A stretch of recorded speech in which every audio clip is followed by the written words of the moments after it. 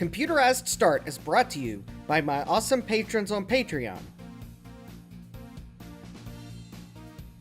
and by your tips and memberships on Ko-fi. These and other channel supporters make my live streams possible. You too can become a channel supporter with tiers starting at just $1. And as always, thank you for all your support, including sharing, chatting, liking, and subscribing. Now roll that famous logo animation!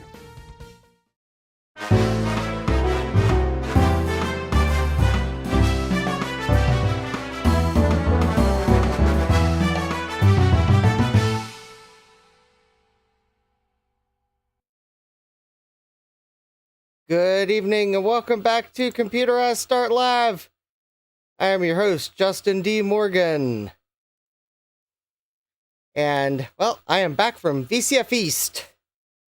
I remembered to turn the dinosaur on. Ah. Let's see who we have in the chat, because Chris made me laugh here. Alright, let's see here. We have GeoHam. Hi, GeoHam. Yeah, I delayed the stream by 30 minutes because I wasn't ready to stream because I had gone to the grocery store and bought more than I planned, or at least what I planned to buy was heavier than I thought. And I had to bring packages inside. We have Retro Tech Chris. Hi, Chris. A long time no see. We have Sylvestron's Bits and Bytes. Hi, Sylvestron. We have Retro Fox. Hi, Retro Fox. We have Bill Lewis. Hi, and thanks, Bill Lewis. We have, yes, Retro Tech Chris says, I think I just cooked a floppy drive, and it was my last spare, darn it. Oh, wait, I have another. And then Bill Lewis says, come back over, I have a couple dozen. Yeah, Chris, you have spares and didn't even know it. Chris says, I'm on my way, Bill. Lol, kidding, but kind of not kidding. Yeah. All right. Yes, glad you haven't actually cooked your last floppy drive, Chris. Sylvestron says on the stove and in the oven, I guess. Yes. All right. So let's see here. I was at VCF East this past weekend. I had lots of fun. Got to see lots of friends. Got to meet some new friends. Picked some stuff up. Had stuff break on me. Have impressions, etc., etc., etc. Chris says 5 volts to ground is bad. Well, at least it's not negative 12 volts to more important stuff. So let's see here. Where should we start? I think we should start with a particular segment that I'm trying to change the format of, but thanks to the United States Postal Service and their slogan, we deliver for you, must have a little footnote somewhere on it that says, we deliver, but not exactly when you want us to. I had to have my neighbors grab packages off my porch Friday, if that says anything about what I'm about to hit on the old OBS, if I can find the button. Ladies and gentlemen, it's time for our favorite segment, Wheel of Regrets.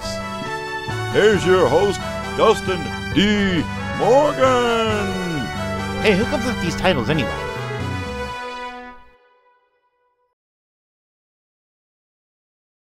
All right, we have Retrofox asking if I managed to give away the TVs.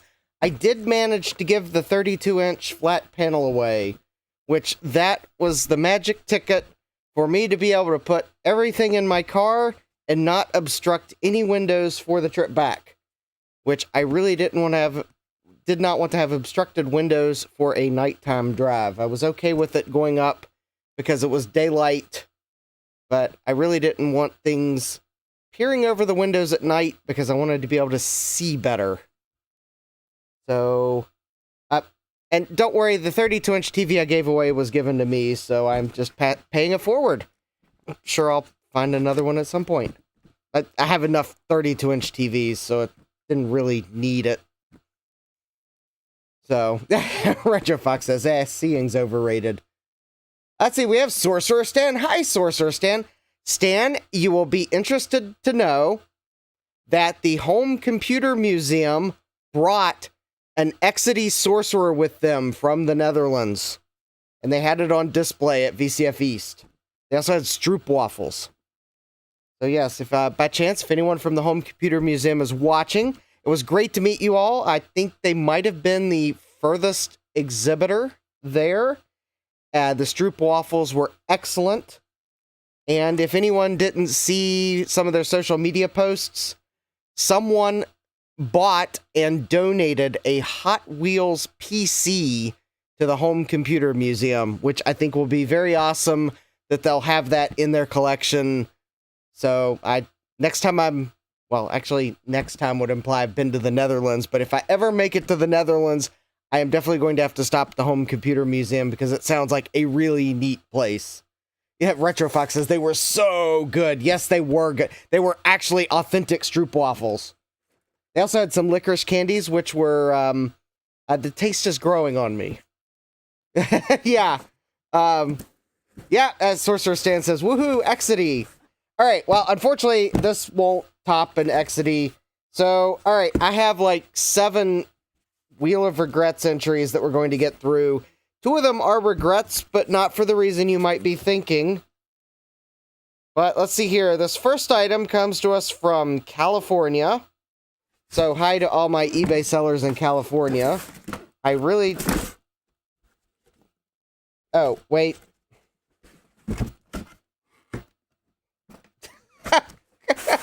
Actually, Retrofox is asking, how were the pickled jelly beans?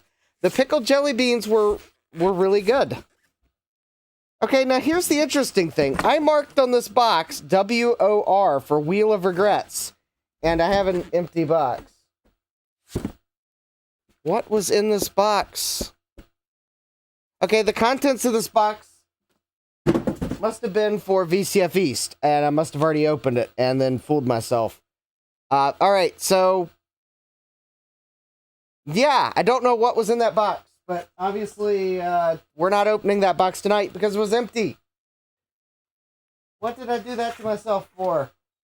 Alright, if I remember what was in the box, I will show it to you all, but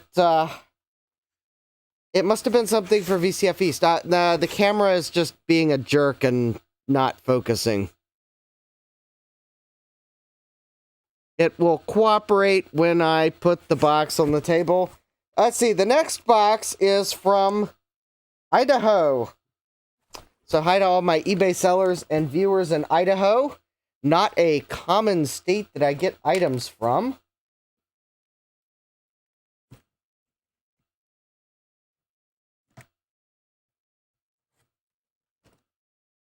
So while I open the Wheel of Regret stuff, I will kind of probably comment on VCF East. Oh, hey, Kooky Fox, welcome! So, the VCF East was held, as it has been for the past, I don't know how many years, at the InfoAge Science and History Museums in Wall Township, New Jersey, United States. It's usually held in April, so it was this past weekend. We have the Big Bad Biologist, Big Bad Bench in the stream. Hi, John. And you know what? I don't know if you've seen John's socials, but apparently John was at a Big Bad Bench this weekend, and it was bad to him. Public service announcement: if you're using a folding table, make sure the locks are engaged. Apparently, John's table collapsed. Nobody and nothing was hurt, as far as I know. John can comment to confirm, but yeah, it got caught on. There was an exhibitor that had a camera running in the room, and they were live streaming, and they caught it on camera.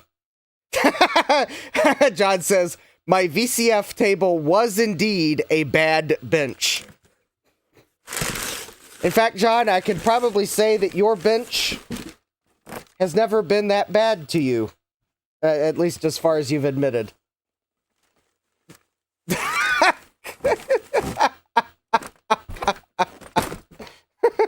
Chris says, I hear that John came in unhinged at the show. Yeah. All right. So we have, all right. We have a THK personal computer enhancement product.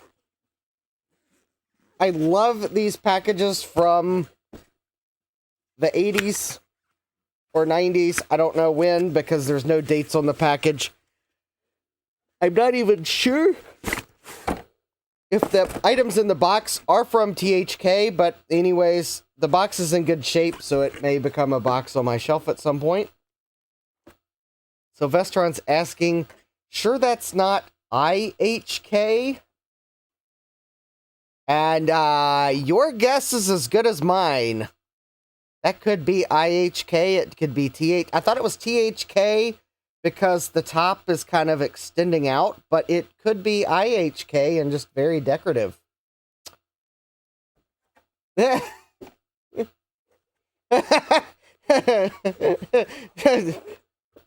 John says, too soon, Chris, laughing. Sorcerer's Stan says, enhancement product. Sounds like it's from a late night TV commercial. Is your computer performance putting you down? Then you need the CPG 300 color graphics and printer adapter. It will perk up your computing performance. Blah, blah, blah, blah, blah, blah, blah. Anyways, we have a manual, and this probably gives away what I think's in the box, what should be in the box. But the thing is, when I saw the auction photos, there was actually a second card in the box that is definitely not potentially this. And it would be this. And I believe this is an IBM monochrome card, which I thought was pretty neat because I actually do have in a Wheel of Regrets purchase that has not come down to the basement yet, and I will probably save it for next time because I don't really want to bring it downstairs now. I actually do have a monochrome monitor that is theoretically untested, so yeah, there's that. Untested or something. So actually, this card might work with that monitor. Who knows? But actually,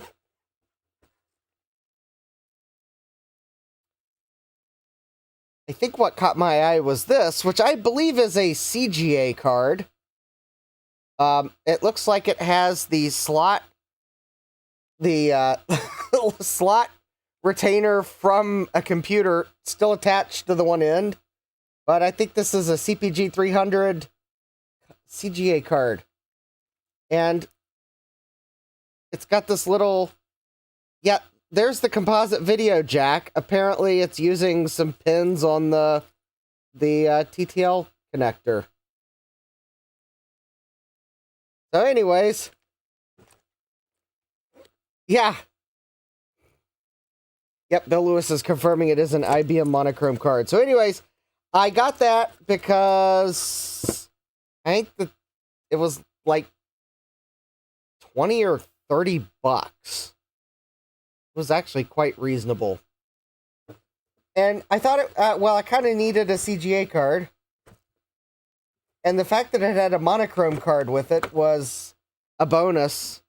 And it was in a box at a reasonable price. So I picked it up on eBay. So we're not going to test it tonight because I do want to get to the main content. But we'll definitely take a look at this at some point. So there we go. It is a CGA card and an IBM monochrome card.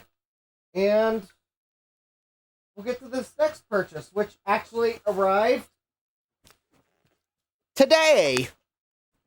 Or no, this is not the one that arrived today. This one arrived Friday.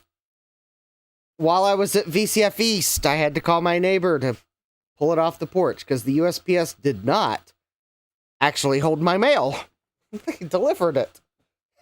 So anyways, and this is actually one of the regrets of tonight's live stream. So, well, we have Big Bad Biologist saying, oh, Bill Lewis says second gen IBM monochrome. John says, in all seriousness, it was great seeing you, Justin, and Chris, and Retro Fox, and Kooky Fox. Retro Fox says, likewise. Kooky Fox says, thank you. I'm usually a quiet lurker, but it was nice meeting people. Yes. Yes, it was great seeing everyone at VCF East. I would have liked to have had something that was in this box at VCF East. That's why this is one of tonight's regrets. Because the seller potentially didn't ship it for like a whole week. Or the Postal Service didn't scan it for a whole week. I don't know which. Anyways, this comes to us from an eBay seller in Utah. So, hi to all my eBay sellers and viewers in Utah.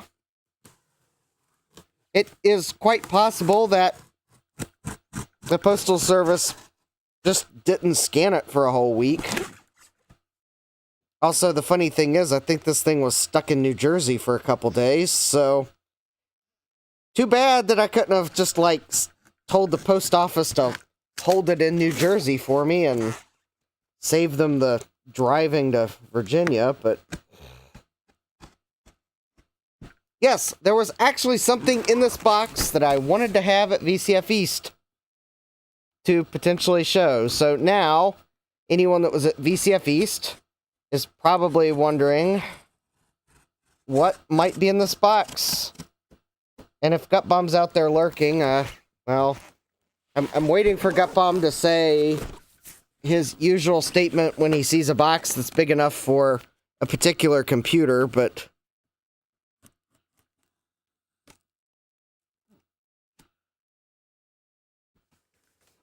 oh, John says, oh, I'm still pretty beat from the weekend and I'm about to pass out. Have a great stream. All right, well, good night, John.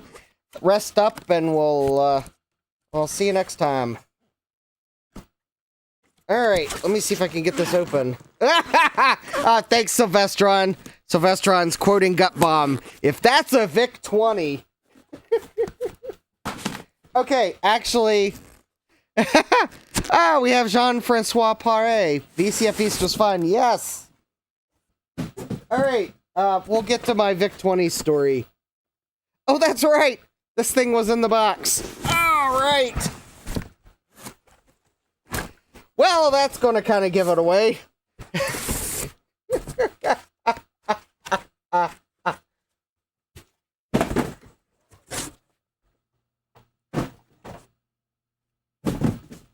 Chris has his LTEs, and I have a small collection of Yamaha CX5Ms. Sylvestron says, totally a VIC-20. Yeah, Sorcerer Stan says, MSX, yes. There's a reason why I even bothered buying this, because I already have just a few CX5Ms in various states of repair and disrepair.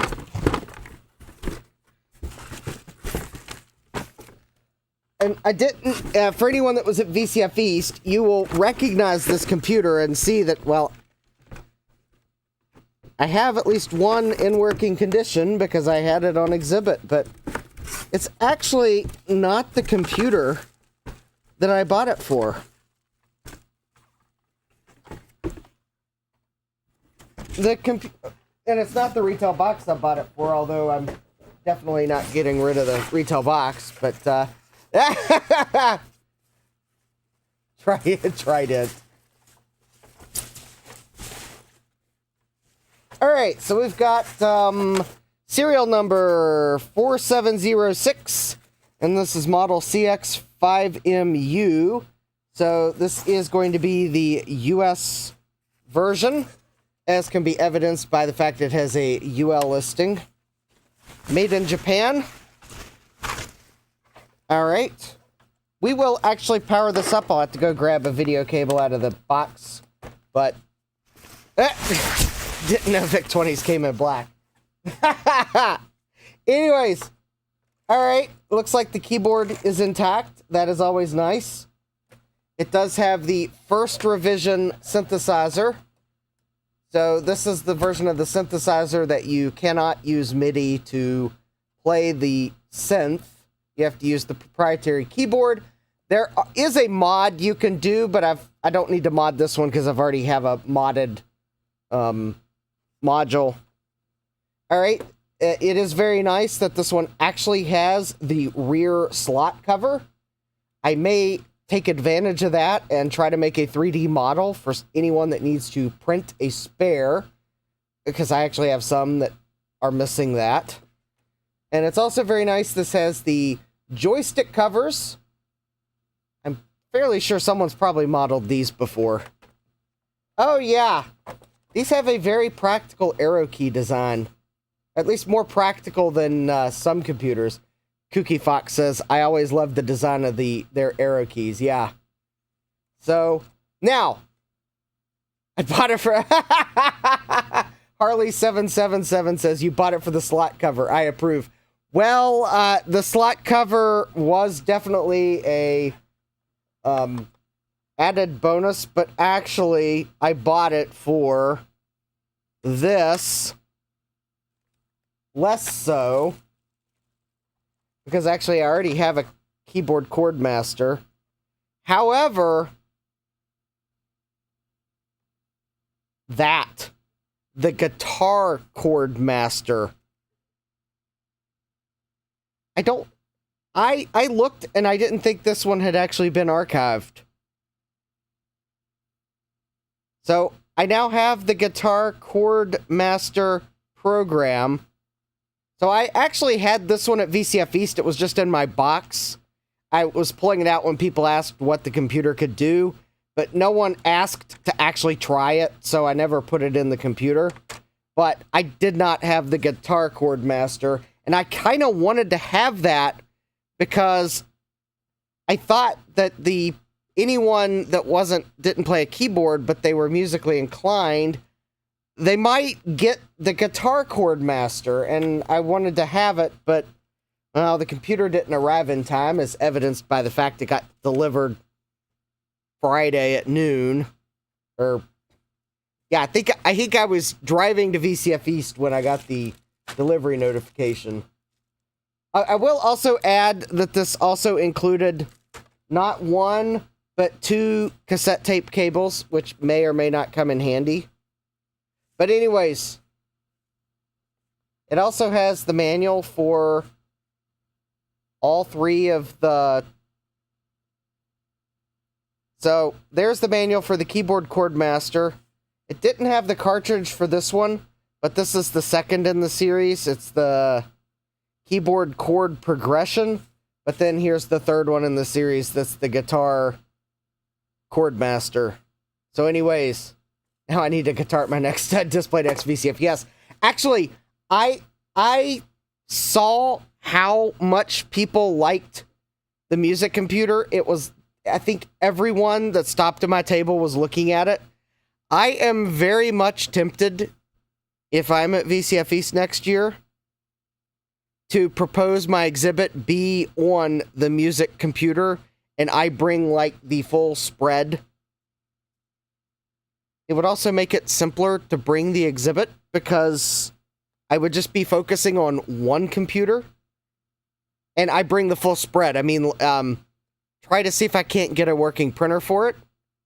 The disk drive system, multiple cartridges, keyboard, a MIDI keyboard. Now, what would be really neat is if I could borrow like a DX7 or a DX9, because there's no way I'm going to be buying one of those. So I can actually show it, like, how you would use it. Okay, maybe... Or, barring that, I could also... I've got a MIDI module that it supports programming, so we could always settle with that and plug a standard MIDI keyboard into that. But anyways, that's kind of an idea that I had for next year. And that would kind of give me all year, especially if folks kind of think that's a good idea for an exhibit. It'd give me all year to kind of design the exhibit so that when they open up exhibit registrations, I can have an exhibit description ready to go and possibly even know how many tables I need that far in advance.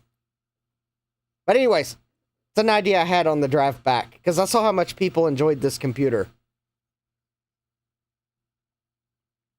And even if the theme of next year's show's not the sound of vintage, I think they always do have tables that are a specific theme. So, anyways, I am curious if this computer is going to work. So let me go grab a video cable. Yeah, Kooky Fox says, I spent at least a half hour on that thing throughout the con. Yeah, and there was at least one kid that I think has you beat. I think they were there over the course of both days. I think they were there for seemingly an hour. Just playing the thing. Maybe not. Maybe they were there half an hour or two. I don't know.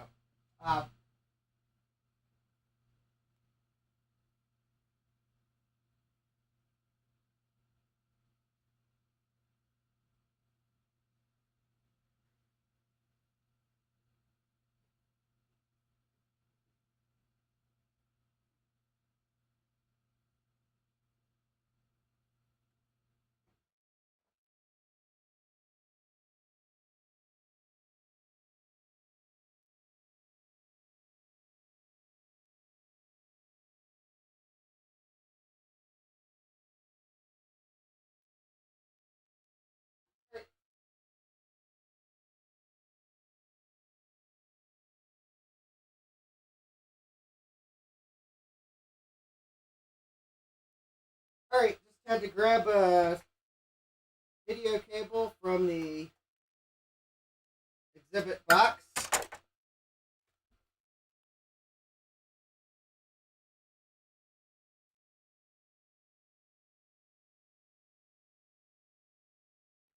Because all my 5-pin DIN video cables were at VCF East. Alright. Generally, these are fairly reliable, even though MSX computers weren't necessarily built to the highest of component standards. I think at least the fact that Yamaha made this one, I think I've noticed they at least used decent components, and although that's not necessarily a guarantee, it won't go show its age. Alright, fingers crossed. Alright, and I got the outlet on. So, 3, 2, 1.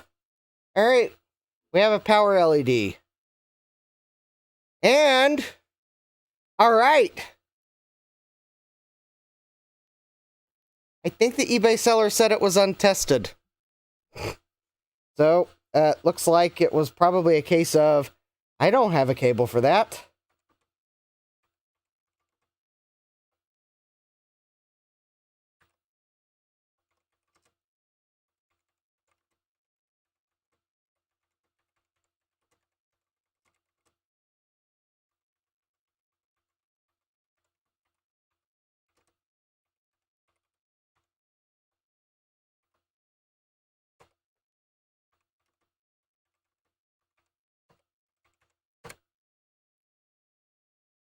It was a really big jump by the quick brown fox.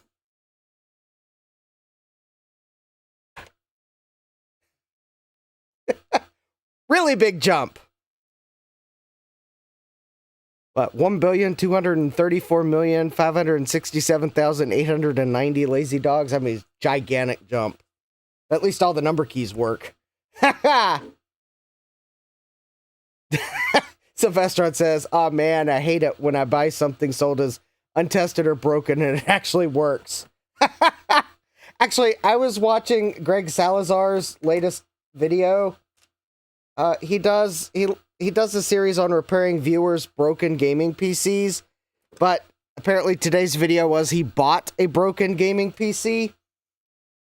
And I'm not going to spoil it in case you actually want to watch the video, but yeah.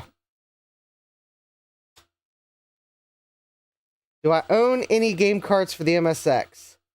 I do own one. Unfortunately, it is for a Japanese MSX computer, and this since this is the US version, it does not have the correct ROM to play the game. It'll actually error out to, it'll give you a basic error if you try to boot the game.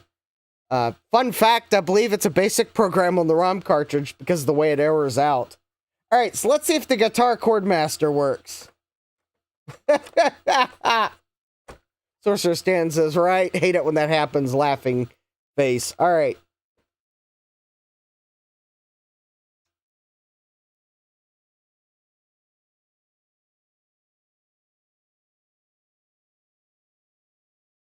Oh! Oh, cool! We've got the Guitar Chordmaster.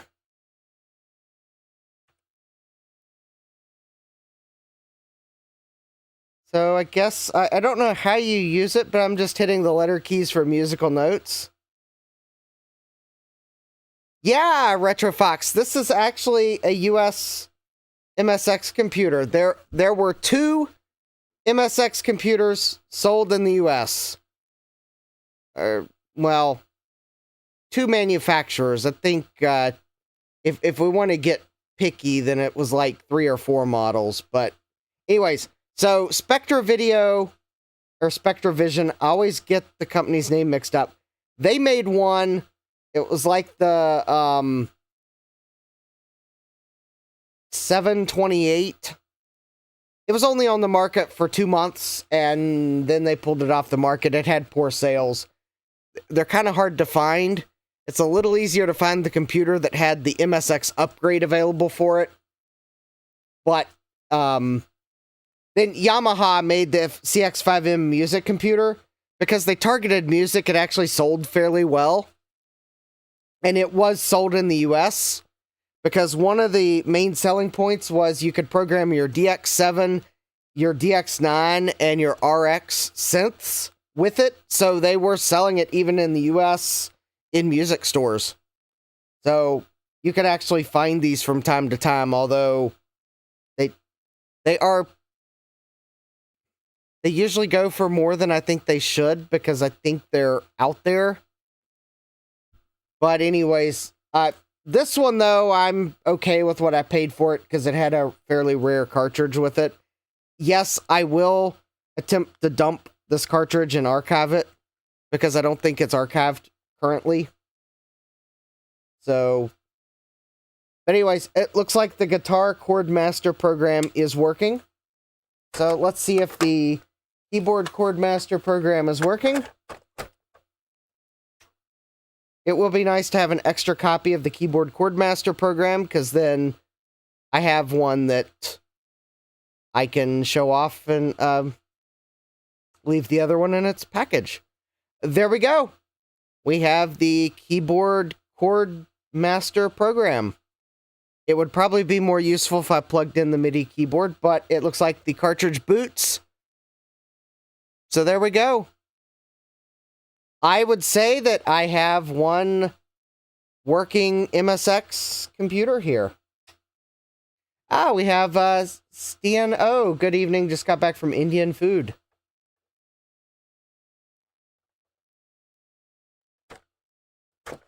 Yeah, anyways, there we go. It is a working CX5M with 2 cartridges and some accessories, and it had the box. So, yay! Alright. Sorcerer Stan says, I have a Sony Hitbit MSX2. Yes, I do not believe any MSX2 computers were actually sold in the US. Now, I said there were like technically 3 or 4 models. So, Sony did follow up the CX5M with the CX5M 2. And even though we're still in Wheel of Regrets, because I have a couple more boxes to open, I guess since the question was asked about MSX in the US, I will go grab my... briefly bring the CX5M 2 onto the bench after I set this down somewhere where I won't knock it over. ago. So the CX5M did have a follow-up.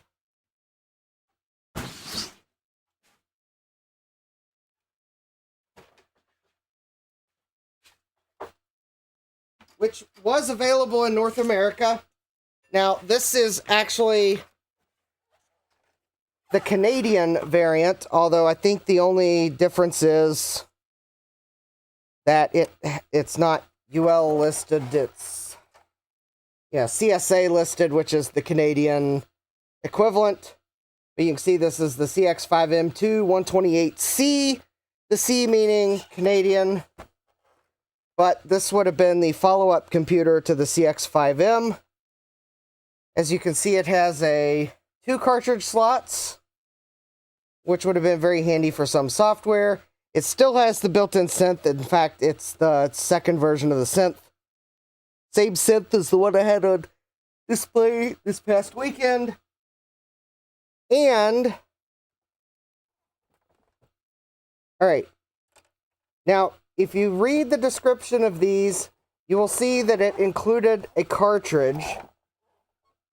Oftentimes, the eBay seller won't mention the cartridge, but hopefully, if you're buying one of these, no one thought to pull the cartridge out of the mini slot, because there's actually yet another cartridge slot. So the FM voicing program 2 that was included with the CX5M2 is usually in the front cartridge slot.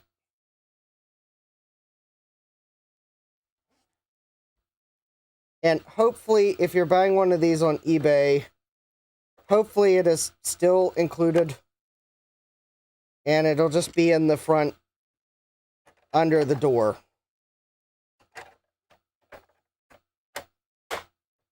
I guess you could always ask the seller to open the door and take a picture of what's inside. Okay, yeah, there is a problem with mine. The graph key broke. I bought this around the time I was moving to this house, and I don't remember if the key was broken in the eBay description, if it was broken when it arrived, or if I managed to knock it off the key stem while trying to pack it up. But anyways, so I do have one of these. It is pretty cool. It actually has 128K of RAM in it. If I did a display at VCF East on the music computer, I would probably bring this as well. It obviously takes a little bit more table space because it's a slightly bigger computer. Unfortunately, though,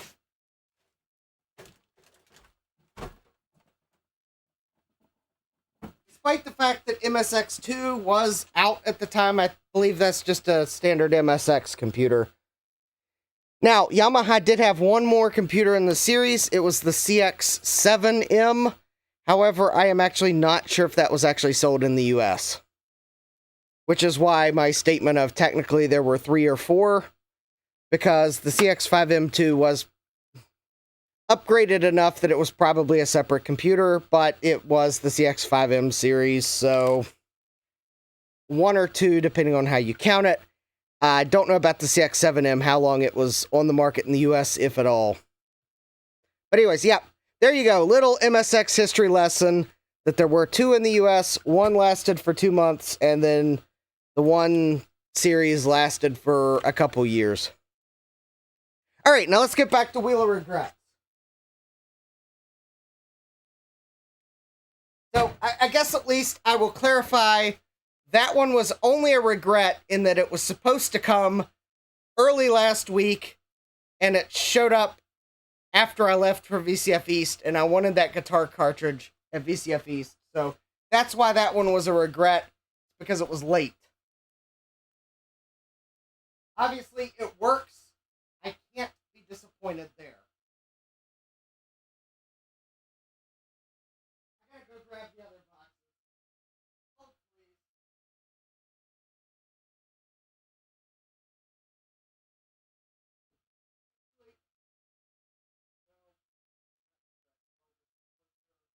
All right.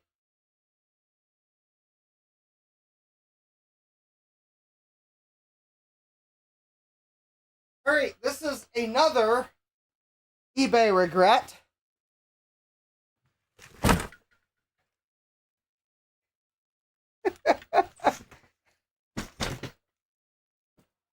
Oh, hi, Mike. We have Mike's Mess. What's up, dude? Nice to see you again.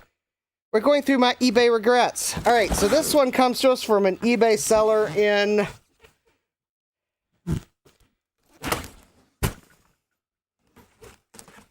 I can find the address label. Texas! So hi to all my eBay sellers and viewers in Texas. Francois says, just passing by before bed, I was watching Steve. Well, hi, and possibly good night, Francois. We have Sylvestron asking, oh, nice, a pendant light shade. Can you play Doom on that? Well, I hope it's not a pendant light shade, but it's still a regret, and I'll explain it in a moment. Ceiling lamp. I hope it's not a ceiling lamp. I did not buy a ceiling lamp from eBay, but sometimes you never know. I have received the wrong item before. In fact, I actually once even didn't even have to receive the wrong item before the sellers realized they had shipped me the wrong item. And unfortunately, they emailed me because I bought the item right before they went on vacation mode on eBay because they were leaving town. I think they had their daughter or someone ship the item for them, or at least that was their story. And I guess after they left town and she told them what she shipped, they realized she shipped the wrong thing. So they proactively reached out to me and told me that, sorry, we already know the wrong item got shipped to you. Unfortunately, as you might notice if you go to our eBay store, we left town. So they gave me the option of a refund, or I could wait for the correct item and keep what they sent me. And I told them, since I wasn't in a hurry, I would wait until they got back in town. But anyways, the item they sent me incorrectly, which they told me I could keep, is in my eBay sell pile, but it's definitely not something in my wheelhouse because it was a bunch of slide holders. And yeah. All right. Fortunately, it wasn't a pendant light. Let's see here. Let's see here. Mike's Retro Fox is asking, Mike, looks like you made it home safe. Hopefully with less crap than you went to VCF with. Mike says, yep, almost got hit on the way home, but thankfully my reflexes are still good. Good to hear that, Mike. Glad you got home safely. Mike says, oh, much less. All right. Ah, yes, we have an LC, which is why it's a regret. Because this was supposed to show up for Marcintosh.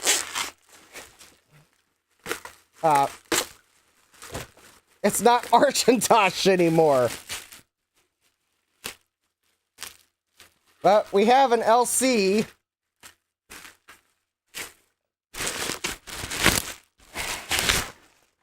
Yes, it's an LC.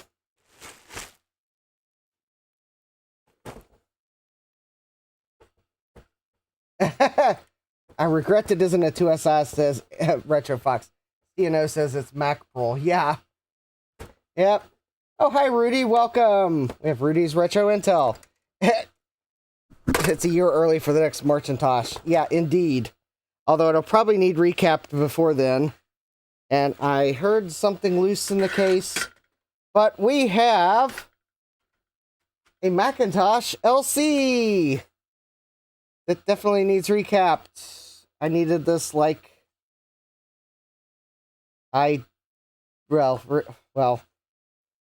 in my quest to have a fully working LC, I bought another LC. Up, and there we go. Spindler Plastic has made its next move, and apparently the case is breaking. All right, that's what Spindler Plastic does. We have an LC. It's going to need recapped. It will not be waiting for next Marcintosh. At least the battery was removed. TDK power supply. It possibly has 10 megabytes of RAM, although it could only be 4. I'm not going to try to power this up before a recap, because I have had bad luck with these LCs, so I want to recap it first. Mike asks, who would want an LC? Me, because it's the first Mac I ever used, even if it was not the greatest. Stian says, I have an LC in a clear plastic case. Fortunately, it's not as brittle as the regular cases. Oh, that's neat.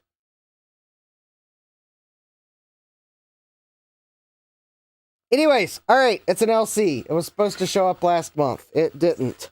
It showed up on Friday, along with the Yamaha computer. Yeah, it was late. Ah! Mike says, hey, fair enough. I cut my teeth on an LC too. Yep. Alright, so let me go grab the next box that was also delivered on Friday, after I was in the state of New Jersey.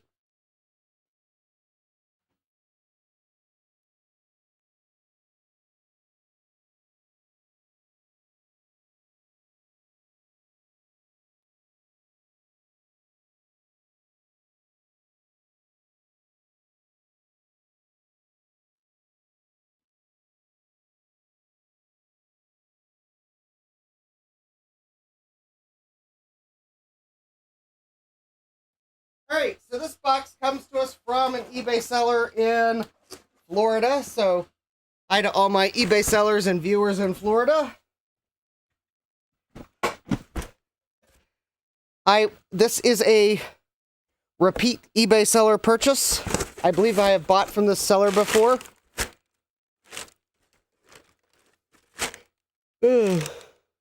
Like his dual floppies and 2E card. Actually, since that one is missing the hard drive and one of the floppy slot covers, I had thought of putting the second floppy drive in it. Rudy says, ooh, 2E card, would like that.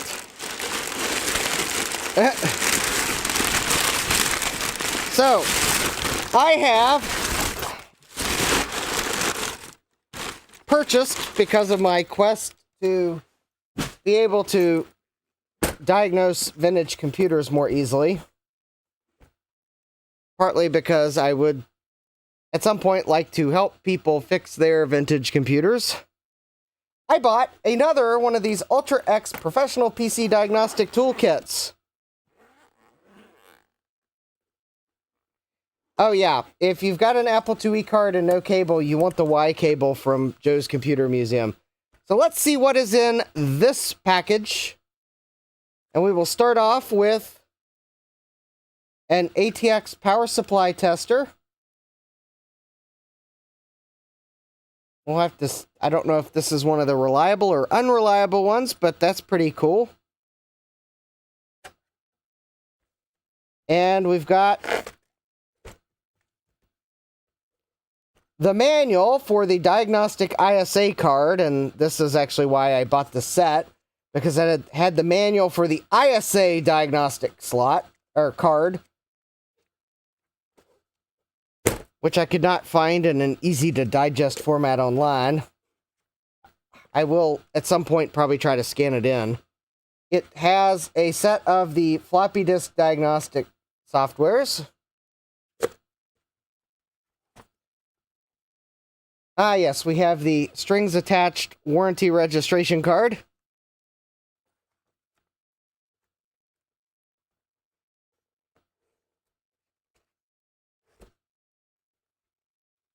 Yeah, if this is bringing back deja vu, because you remember that I bought another one of these that had the PCI and the ISA card in it, yeah. That's why I think I bought it from the same seller. Alright, so it does have a one serial loop back and a serial parallel loop back for 25 pin. It's got the, oh, a copy of PowerQuest Search and Rescue. Oh, oop. Don't want to give away my serial number. Oh, but that's kind of neat. It's a floppy disk in a jewel case. That's cool. Vintage data recovery software. That's pretty neat. And There we go, an ISA diagnostic card. Hopefully it works better than the first one I had, which just beeps incessantly when you put it in, but I don't see a speaker on this one, so hopefully it won't beep incessantly. So there we go. A vintage ISA diagnostic kit.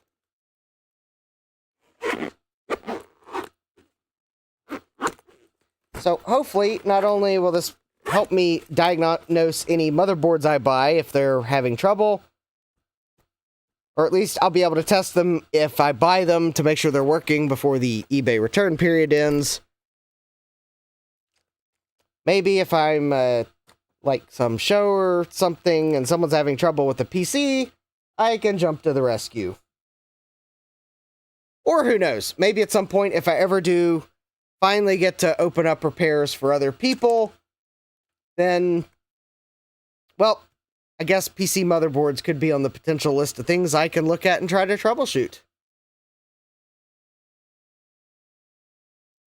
Alright, let me go grab, I think it's the last Wheel of Regrets box, which also arrived Friday.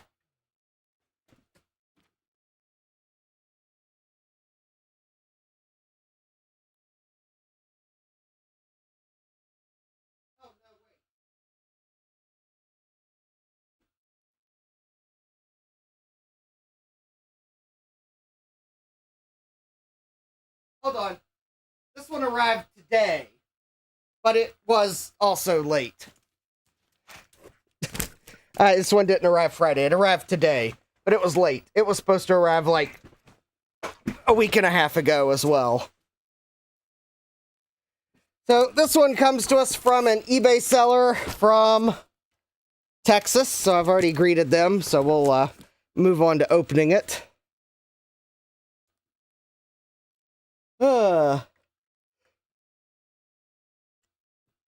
All right, I have zoomed. Oh, wait, no. I have zoomed out as far as I can. Now, although this package was late arriving,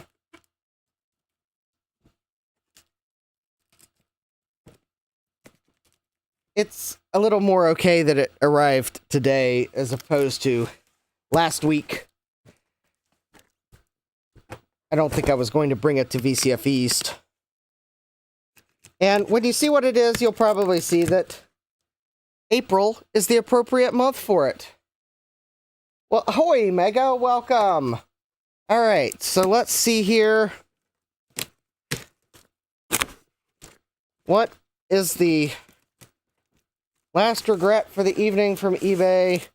If I can open it without too much trouble.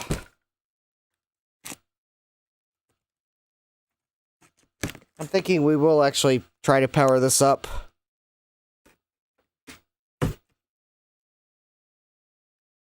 And then we'll get to more VCF East related things. We'll be done with Wheel of Regrets. Alright. Don't know where Gutbomb is I was kind of expecting he would make a guess. And I guess that bubble wrap sandwich doesn't exclude his usual guess.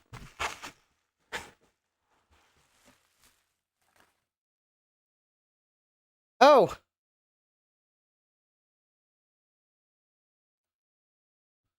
Well, I guess this probably might give away what this could be. It's from SadMac. Although SadMac on eBay, which I believe is not related to SadMac 356, which shows up in the chat. Because I asked. No relation. Rudy says Trident cards. Ah! Oh, Mike says Gutbomb's watching Steve blow stuff up. Mega's guessing it's a VIC-19. Well, this is going to give it away here.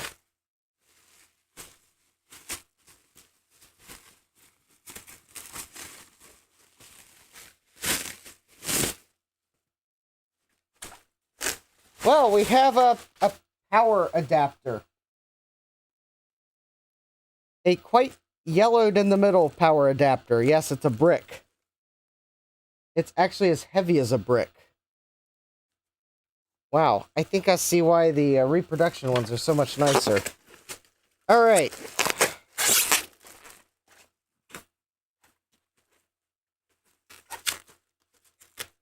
Well, Rudy's guessed it. It's an Apple IIc. Mega's asking, aren't those completely potted? Probably. Mike says, I like my 2C. It has no brick. Oh, yeah. I guess I could fix that problem.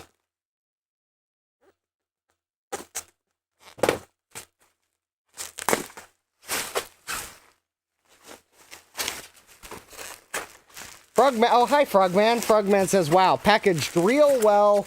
Never-ending bubble wrap. Yes.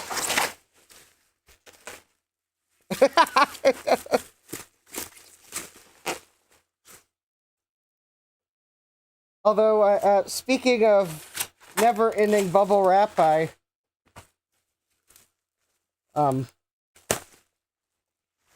luckily, very near the end of the show Sunday, Falcor showed up. And I got to say hi. Because he came there to drop off something to one of the exhibitors, and that was it. So he showed up at the very end. But luckily, he was dropping something off to one of the exhibitors that was across from me, so I was able to say hi.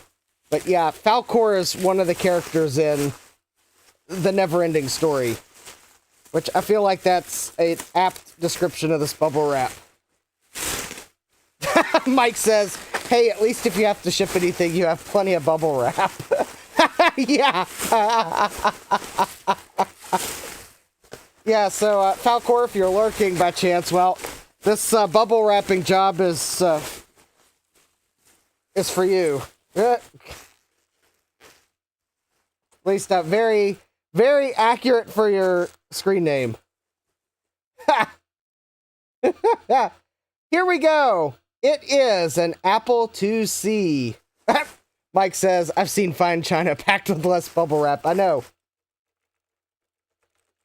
Oh, wow. This keyboard sounds and feels amazing. Which probably should be a clue as to what this is. Alright, so it's got a 5 1/4 inch disk drive. I didn't get that lucky to find a 4500. But yes, this is... So I think it was last year. I think I tried to buy an Apple IIc, or maybe it was the year before. And I thought that the engraved ones were always A2S 4100s, and I ended up with an A2S 4000. But I have an A2S 4100, and I'm pretty sure these always come with the nice Alps keyboard.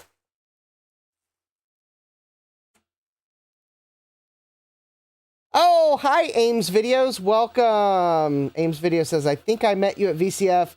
Did you open up that micro ATX PC and see what the GPU was? All right, we are going to get to that as soon as I am done with Wheel of Regrets. So, anyways, so yes, I bought this for April Apples, which I now have to admit that I had some April Apples buttons made up. They are somewhere in amongst the buttons I took to VCF East. And I totally forgot to set them out.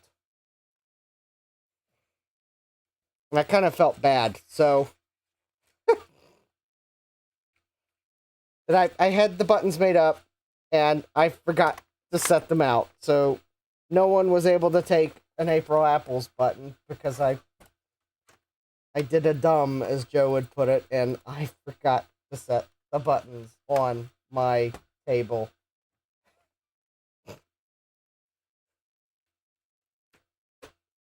Oh, as a side note, while I plug this in so we can test it, if anyone was wondering about my pay what you want button sales, I made $12, which is $12 more than I had when I went. So, yeah, I'll call that a success. So I haven't broken even on the buttons I ordered to sell, but, well, hey, $12 is $12.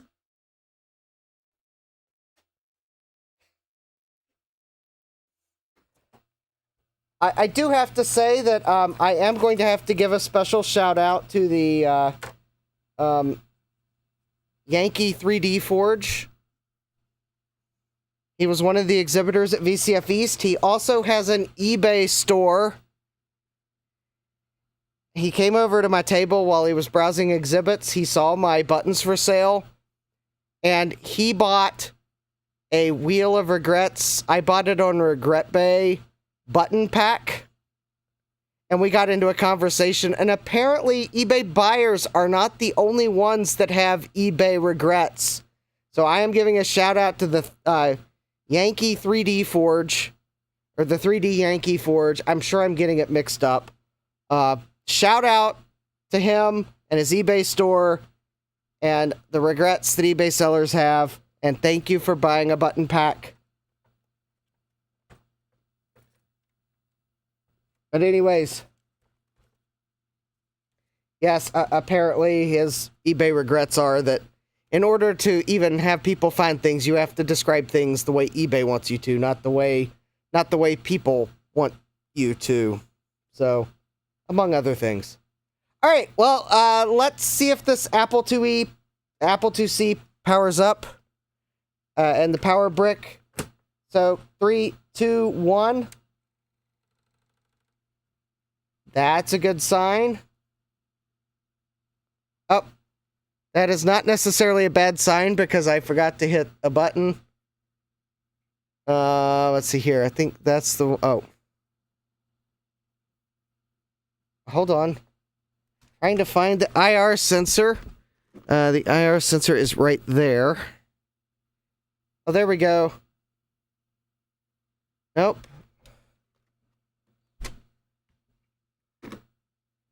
Uh-oh. Hold, please. Okay.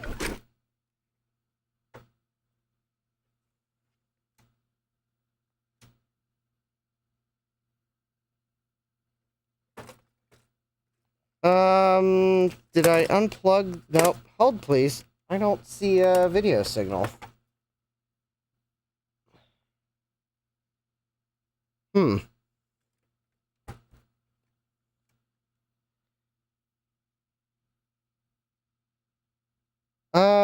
Oh, I've got an idea.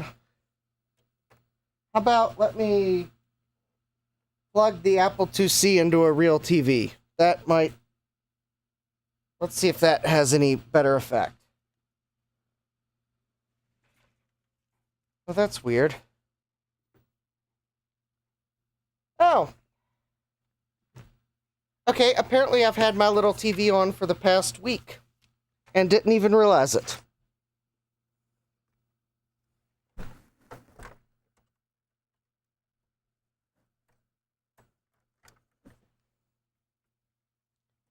Okay.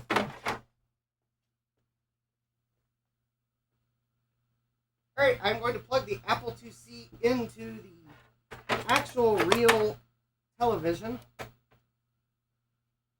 And let's see if we have a picture on the real television. Alright, 3, 2, 1. Oh, there we go. Alright. There we go. Alright. I'm getting Droid Cam as fast as I can. Let me do that. And yep, it would appear as if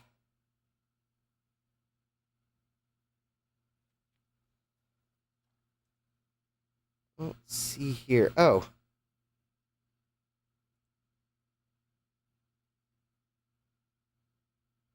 Alright, hold on. Let's see here.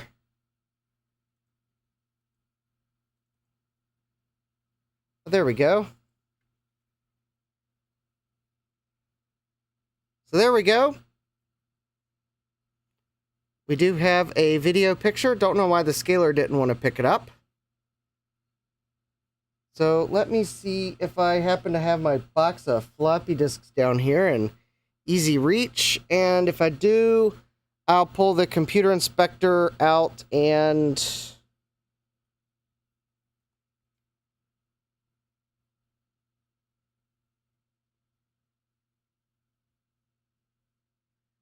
Actually, I'm going to set my phone down momentarily. Oh, hit Control O, Apple C, Apple reset. Oh, open Apple. Closed Apple reset.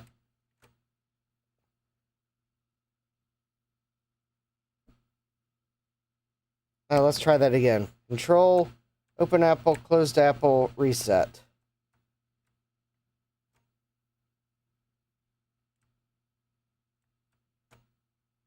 Oh, there we go. I got it.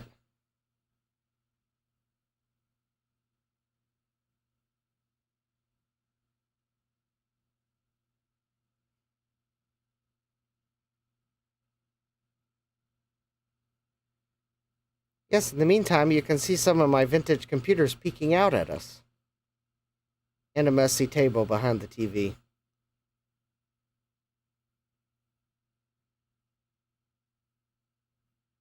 Colors do look really nice. There we go, system okay. That's good. Alright. I was trying to find my discs for Computer Inspector for another reason.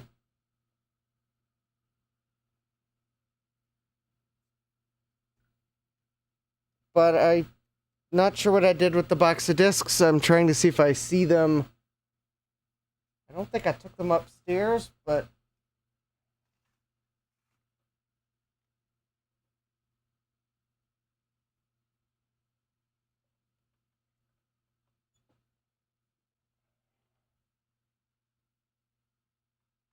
I was wanting to run Computer Inspector for a specific reason, but that would require me to find the disk.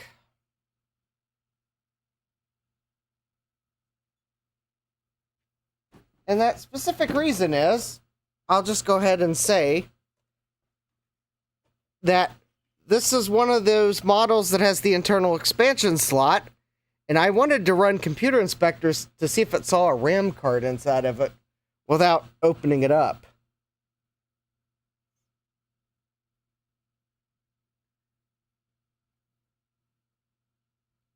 Mike saying, yeah, the lack of color on the early Macs was a killer, and to make things worse, they introduced the 2GS, which had a fully graphical OS like the Mac in color for half the price. Yeah. Alright, that is really nice that this appears to be working. I do not see my box of floppy disks. Alright, hold please. I must have moved them. I did have them somewhere where I kept knocking them over. I probably moved them.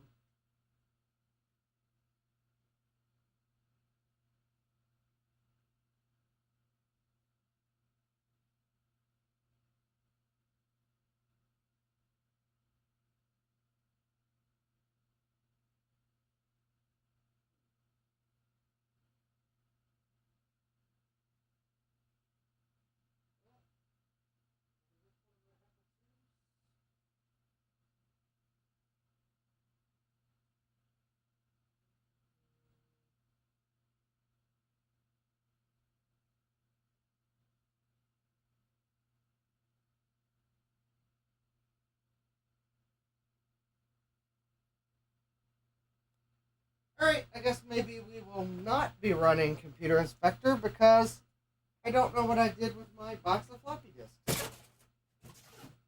And to be clear, I'm looking for the box of Apple II floppy disks, not the 2 boxes of floppy disks I've recently bought that are either blank or need archiving and then erased.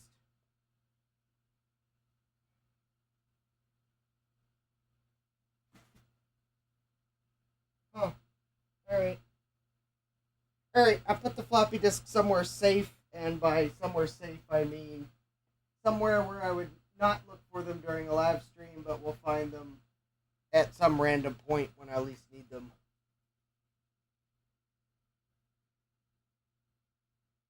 Alright, well, I guess the Apple II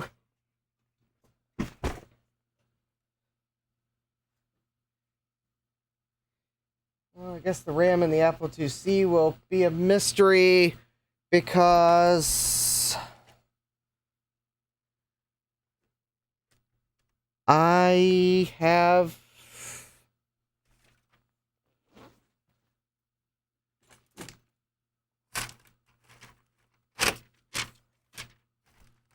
misplaced the box of discs. I normally keep it close.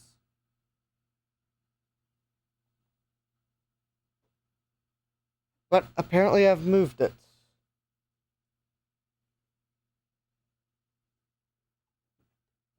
Alright. Yeah, you see a black screen because I've got my phone sitting on the... I had Droid Cam on, but I have now turned Droid Cam off.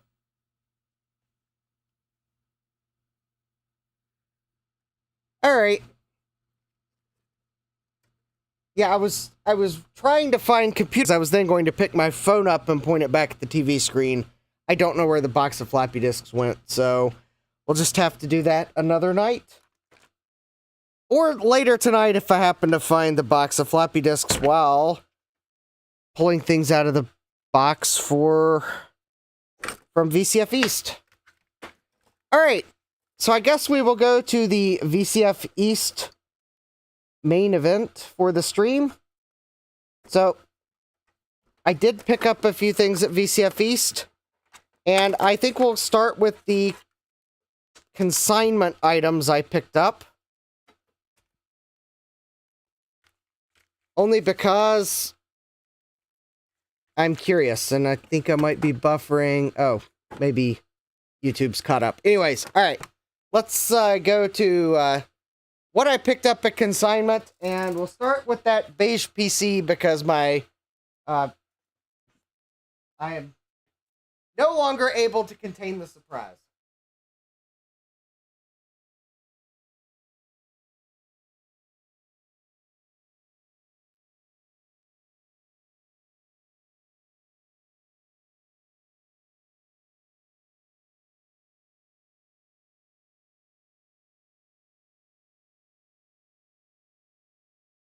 So, this year, they had Consignment in yet another new location at VCF East. So I know 2 years ago, Consignment was in what might be the dining room, or at least where they had the catering this year. It was a Ruboff. 2 years ago, Consignment wasn't far from the auditorium. Last year, they had it at the firehouse. And this year, they moved it to some big room that I really can't describe where it is, but it's near the tanks. If you're there. As I said, it's the InfoAge Science and History Museums. So there are some interesting things on the campus, including some tanks.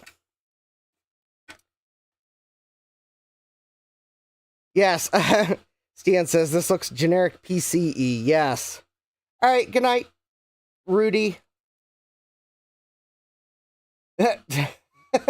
Jean-Francois Paré says, behold the beige PC in its glorious drab splendor. All right, so why did I buy this thing? Well, all right, I was curious. So from the back, we have a mini ATX case, or micro ATX case. We have a modem, a network card, a serial port, which this could be a card or a header, I don't know which. The motherboard has built-in video and built-in sound. It is a mini ATX. It says you really wanted an early Ethernet card. Yep. But this is why I bought it. Mike says it's a former Army base. Yes. This appears to be either an InWin case or it's an InWin clone case. And I like the styling. And as you might be able to see from the price tag, it was $30. Mike says he wanted the modem. Don't let him lie to you. And quite honestly, I think Retro Tech Chris said something to the effect of, Justin, if you don't buy this, I might. To which, that when Retro Tech Chris makes a comment like that, it can be a sign that it's a good price.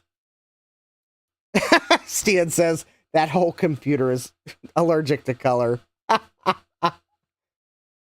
Oh, Ames Video says, I saw you at Consignment. I was holding the floppy disks and the 5 1/4 inch floppy disk drive.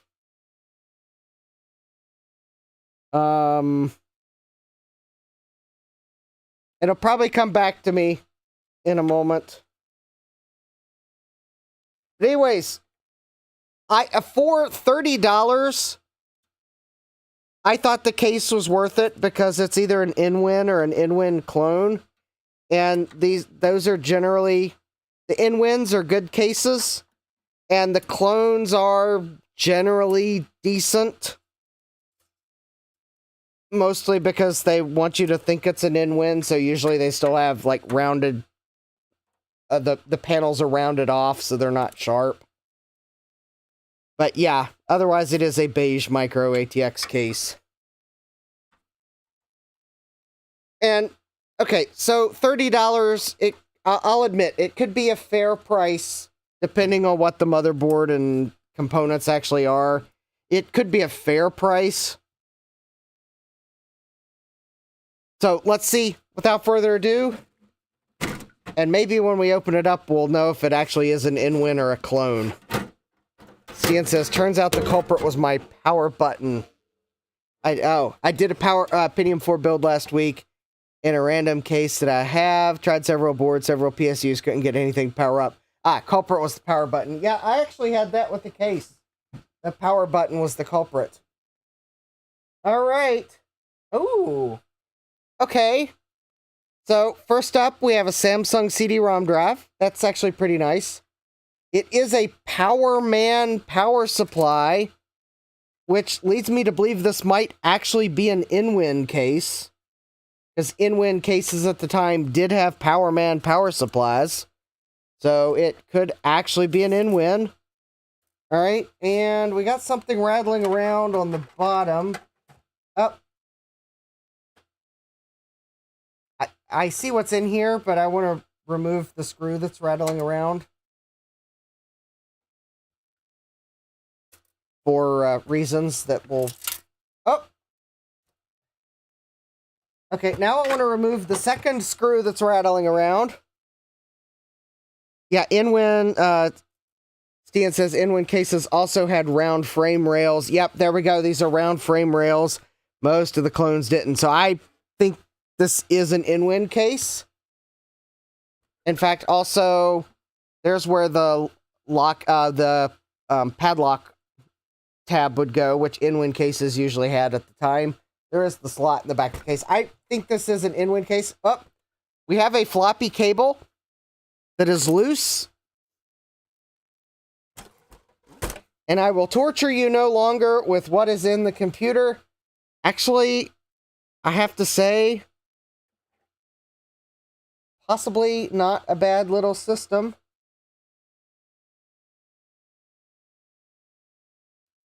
So we have a Pentium 2,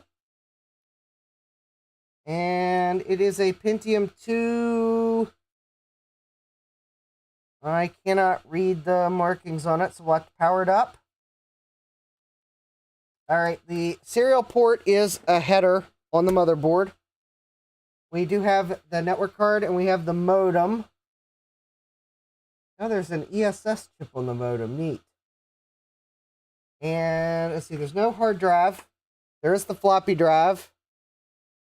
Yeah, it's a Pentium 2, not terrible. I'm trying to see, it's an Intel.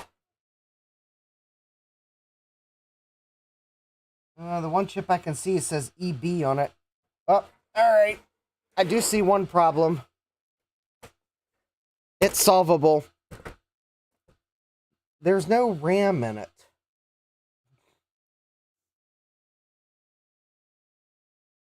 Alright, presumably pulled because the RAM was dead. Alright.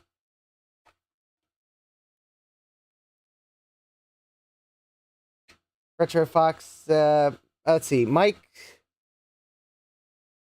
Oh, the problem is not that I can't read the text. The problem is that I can't read the text. And you're probably thinking that's doublespeak. No, it's not that I couldn't read the text because it was like blurry or faint. It's I couldn't read the text of the processor speed because the patent pending fan retaining clip is actually completely physically obstructing it. I would have to remove the fan to read it. And no magnifier is going to help. All right, so I'm going back in the Jean-Francois Paré says caps will be interesting in that one. Yep, that's Mike says free random screws, yes. Mike says Pentium 2 not terrible, great gaming machines. Ian says nice. Mike says Pentium 2 300, 333, 366 most likely. My guess is going to be a 333 because I think there were curves at the bottom of the numbers on the chip. So it probably is a 333. That's going to be my guess. Retro Fox says, I like P2s for retro machines. Yes. Stian says, I like it. My first actual x86 PC was a Pentium 2. Mike says, looks like ATI Rage Pro GPU. Yes, and I believe it has onboard VRAM, so not stealing any of your pesky onboard RAM. Yeah, no AGP, though. PC 100 RAM. Yeah, I should have some PC 100 RAM here close. Ames video says, Power Man doesn't sound like it'd be a reliable PSU. Yeah, it could be hit or miss. We'll see. Actually, I've got the power supply tester from Wheel of Regrets. We'll unplug the power supply lead and we'll plug it in the power supply tester. All right. Okay, I will have to go grab my box of RAM, but first, let's test the power supply. We'll put my power supply tester to the test. So let me pull. Yeah, Mike says that GPU is going to be AGP at least. Too bad there's no slot for upgrading. Yeah, that is a shame that there's no slot for upgrading. All right. So I've unplugged the CD-ROM drive from power. I unplugged the motherboard. Luckily, it's a Pentium 2, so there's only the one power connector. Jean-Francois says, time to feed the cats. We'll come back later. All right. Yeah, Ames video says, could stick a Voodoo Matrox combo or something like that. Yeah, there's still ways to upgrade it.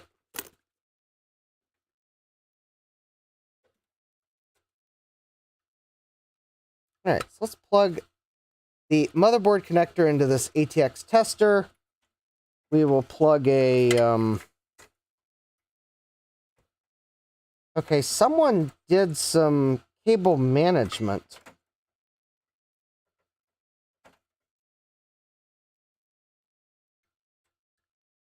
Because the power cables are, like, zip-tied together. So they attempted some cable management. It's not the greatest, but, well, it's better than some that I've seen. All right. So there we go. We got the ATX power supply tester. We will plug it into power. And...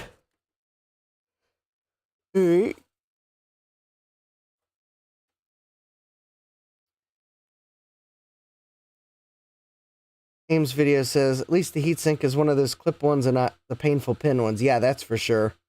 Stan says, I had a hard time finding a video card for my retro build. Turns out not all AGP slots were universal voltage. Yep, that is correct. They were not all universal. All right, let's turn the power supply on. And... well, I'm not seeing anything on the power supply tester.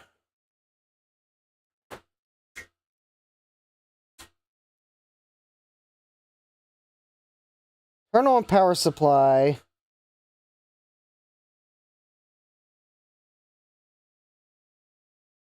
Oh.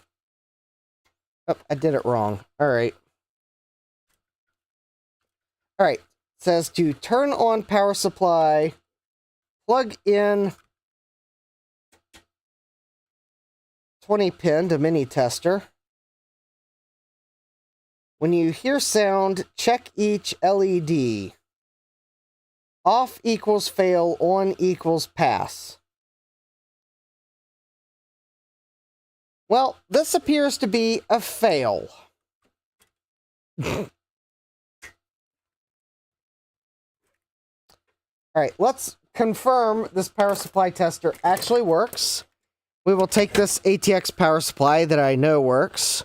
I will plug it in, and we will plug it in.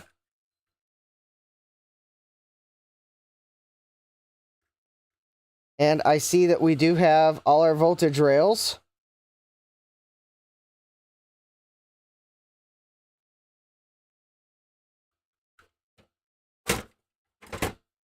And let's see if I plug the hard drive power connector in. I do see that we have 12 volts, or well, had 12. Oh, duh. That's right. You leave this plugged in, and then you plug in that. All right. And then I believe we unplug this, and that would let us check a Berg power connector. And actually, my power supply here has a 12-volt power connector, so...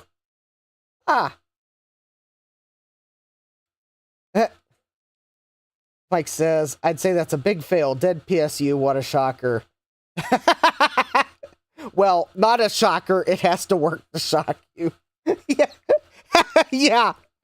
Yes. Yeah, I'm not shocked, Mike. It doesn't work. All right, well, I guess if we're going to see if this motherboard works, let's plug this other ATX power supply in. We will plug my scaler into the onboard video.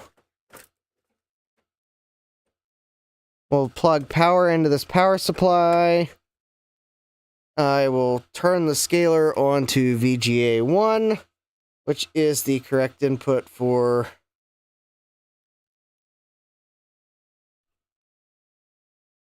video. All right, and hit the power switch on the front in 3, 2, 1.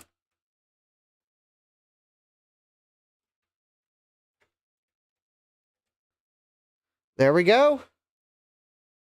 Power supply is on, and oh. And as Mike put in the chat, don't forget the RAM. Yeah. Yeah, thanks for the reminder, Mike. I apparently needed it tonight. All right, let me go grab a PC100 sticker RAM.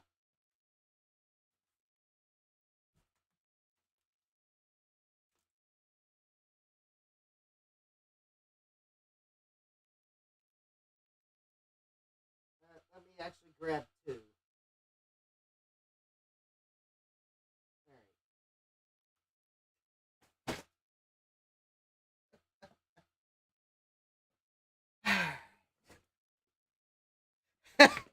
Well, I mean, it is a good sign that it did beep when there was no RAM. Sylvester says, ram some RAM in there. Yes.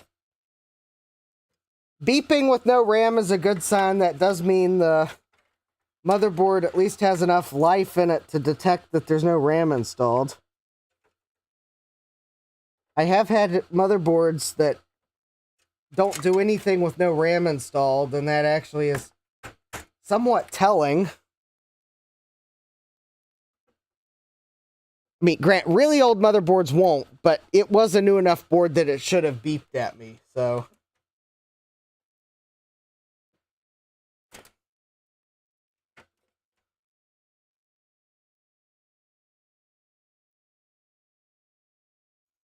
Yeah, Mike says, at least there is some life, yes. All right. Oh, there we go. Hey, 400 megahertz. That's not too shabby. It's now going to complain there's no keyboard. Alright, let me find the PS2 keyboard.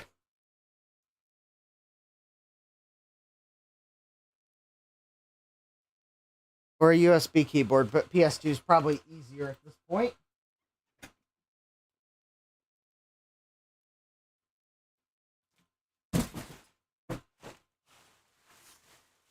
Oh, there it is. Alright. Actually, let's do this. Alright. PS2 keyboard. And let me grab I've got a bootable compact flash card. I don't remember which computer I was using it with last.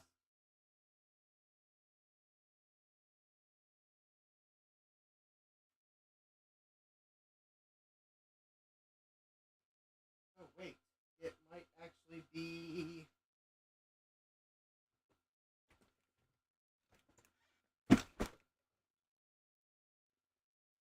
Actually, it might actually be on my bench. Alright, so let's...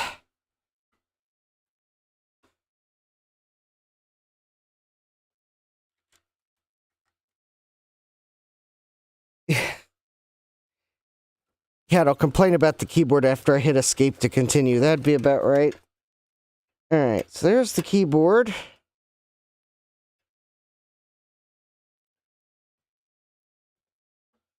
Yeah.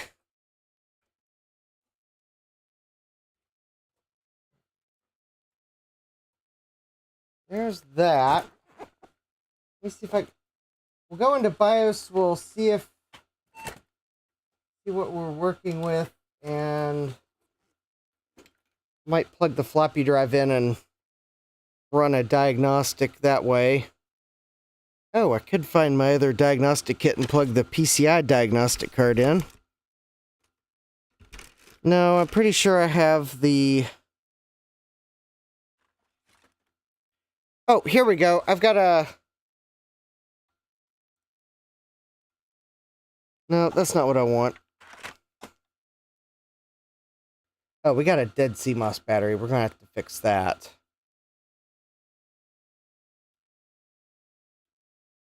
Alright. How about let me just go ahead and fix the battery now. Well, it's turned on. What better time? I'm pretty sure the manual probably says something to the effect of don't, but we're going to be a rule breaker. That way I can set BIOS settings and not have to redo it after I install a battery. We'll also measure what this battery's running at, and I suspect it's running at nothing. That battery is probably matching my Easy Pass balance right now. 0.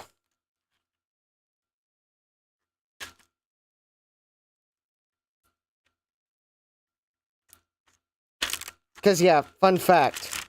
Last Tuesday, I kept saying I was not going to take the express lanes in Northern Virginia. So when did I hit Northern Virginia? Peak rush hour traffic. I took the express lanes in Northern Virginia. That was $41.70 between the on-ramp and I-495 off-ramp. There we go. Battery problem solved.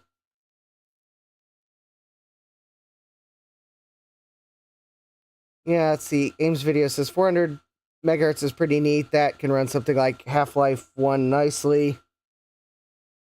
Though it's lists MMX for some reason. I have a P2 350 and the PC doesn't list MMX. The Pentium 2 should have MMX.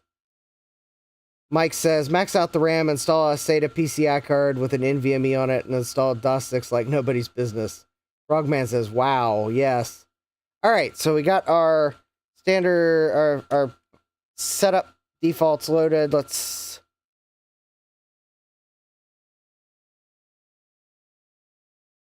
Set our clock here.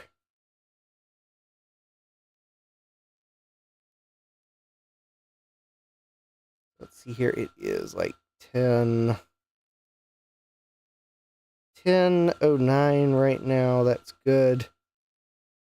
Let's see. We'll leave the floppy drive configured because I'm going to plug a GoTech in. Let's see. Disabled, enabled, enabled. That's good. ECC cache. We'll leave that enabled for now. AC SCSI. Yeah, that sounds good for now. Alright, that all looks good for now. Chipset features. We'll set that to FPD because I think I have a good high quality DIMM installed. Should have an SPD on it. Power management. Disable so that it doesn't drive me crazy. Plug and play OS. No for now. Integrated peripherals. Yeah, I think that all looks good. Let's see. Save and exit setup.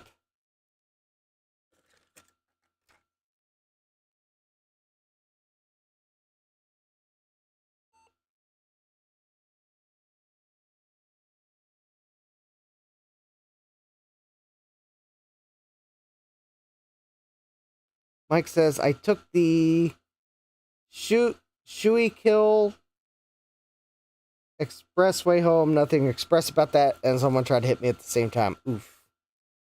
I'm sure I butchered that pronunciation.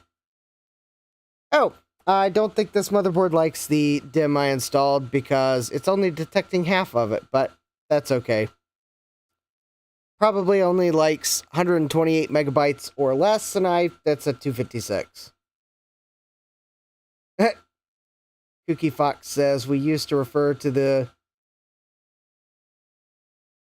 Schuylkill as the Surekill Expressway. Oof. That wonderful of a road, eh? Alright, so let's unplug that for a moment.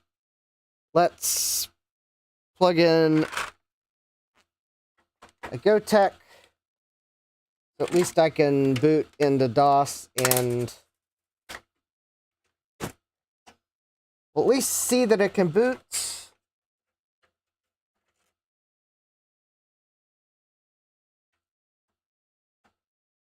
There we go.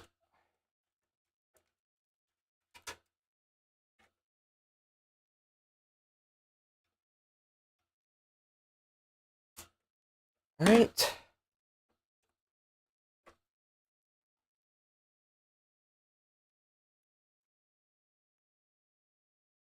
Yeah.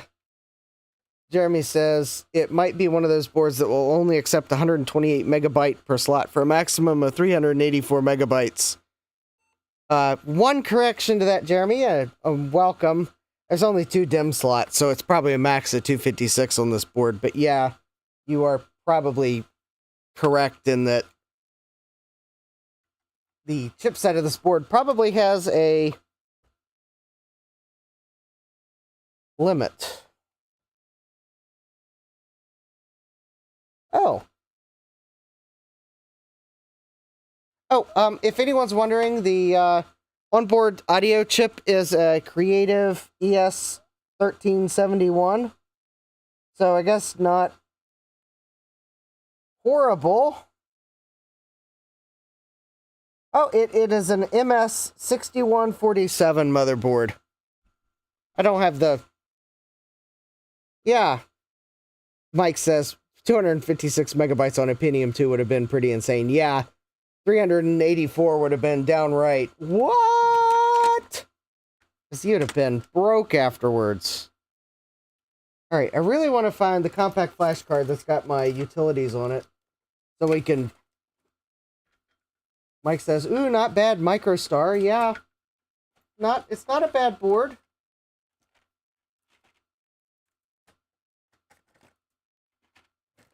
Oh, okay, I just found my adapter. So now the trick will be to find the compact flash card that goes in it. Alright. So we do boot to DOS. The RetroWeb says it can take 512 megabytes. Mike says you should still be able to download software from their website.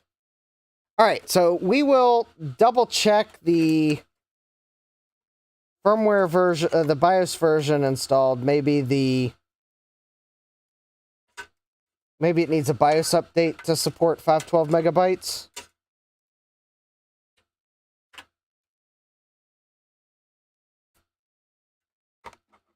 Because it's possible they didn't ship it with support for that large of an amount of RAM at first, because that would have been crazy expensive. But if the chip supports it, then 256 regular DIMMs.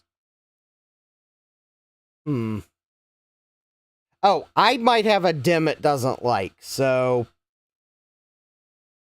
Sylvestron says, oh, 512 only is RDIMM, 256 regular DIMMs. Don't tempt me, Sylvestron. I might have some registered DIMMs.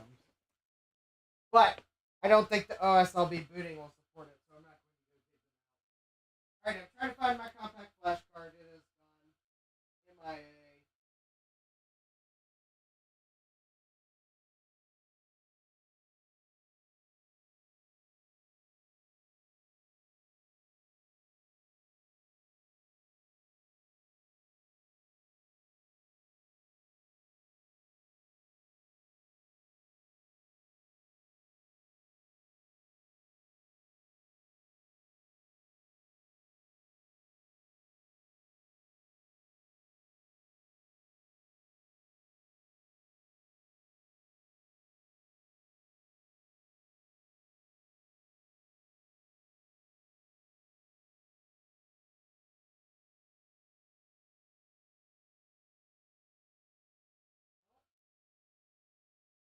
Huh.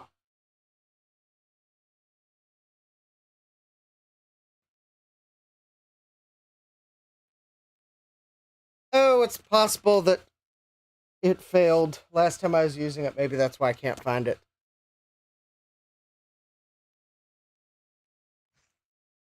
Yeah, this is a double-sided DIMM. But... okay, maybe I don't actually have I'd have to set up a new compact flash card. Maybe that's the problem. Why I can't find it. Unfortunately, they periodically fail from overuse.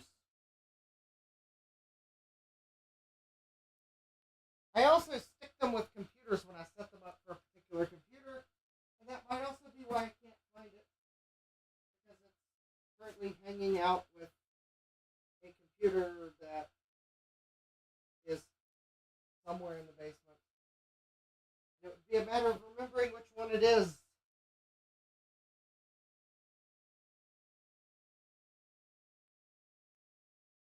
Like, nope, it's not that one I picked up at L&Y.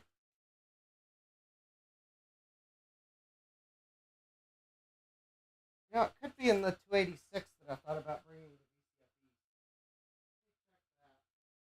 Maybe that's where it is.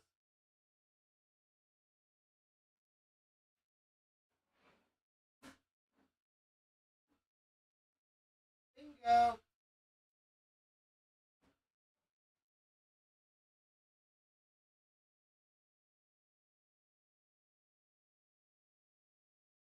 Oh wait, no, that's not the card I'm looking for. Never mind. That card is specifically for that computer. Alright, never mind.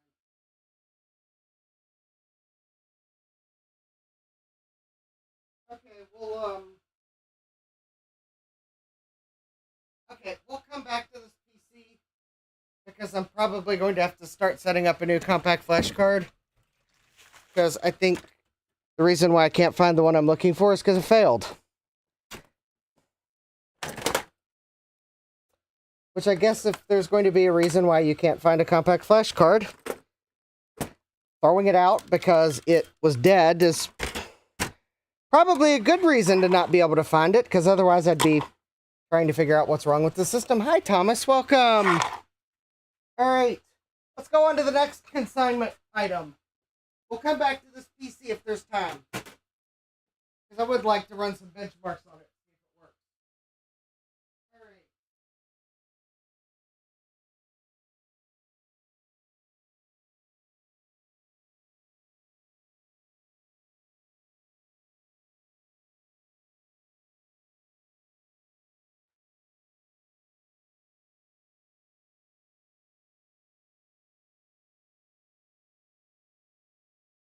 All right. I think these are the other items I picked up from Consignment. I thought there was one more item, but I'm not. I don't remember what it was. Mike says, I guess failure is an option. Yes. All right. So, some of the other items I picked up at Consignment are as follows. I picked up an Archer brand Atari joystick for $3. And I actually had it on my exhibit. I think I had it plugged into something, and it works. So, there we go. I bought another Atari-compatible joystick. This one, I believe, is a Champ brand. Championship Electronics USA. This one's neat in that you can actually rotate the joystick. And it also has a... Oh, that's why you rotate it. Because... Oh! You rotate the joystick to retract the cord into it. Alright. Yeah, joysticks for the Vic. Anyway, there we go. This one was $3. I bought a Gravis PC joystick. I actually saw the seller. The seller tested the main functionality, so the X, Y, and the trigger fire buttons. And it was, Sylvestron says, the height of portable gaming. Yes. So this one, it was $5. Oh, and there's some adjustment knobs on it. Cool. All right.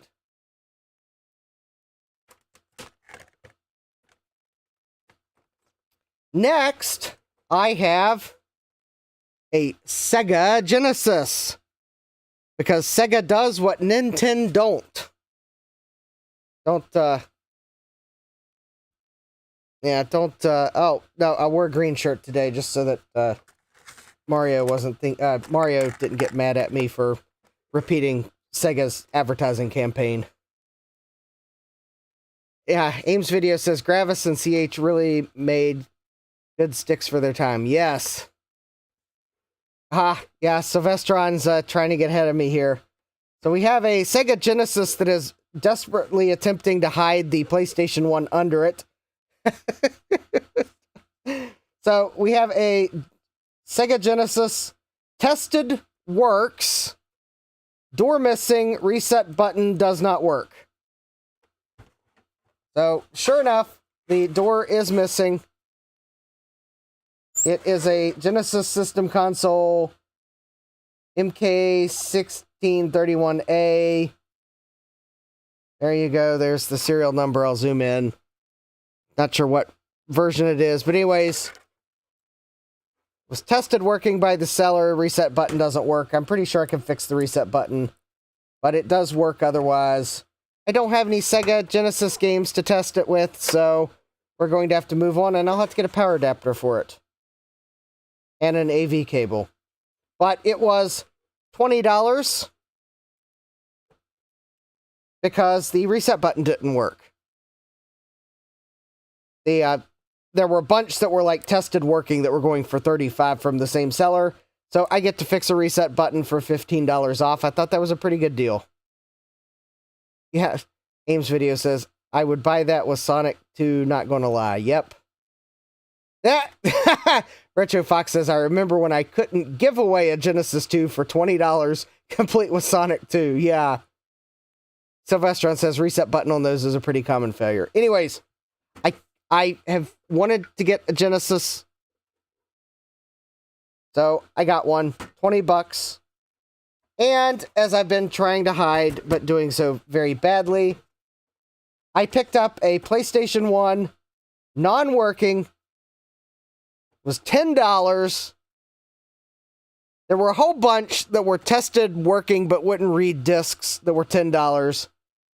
I, however, went for this one because there's a glimmer of hope.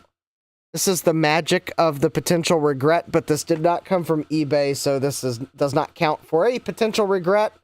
But button seized, could not test. $10.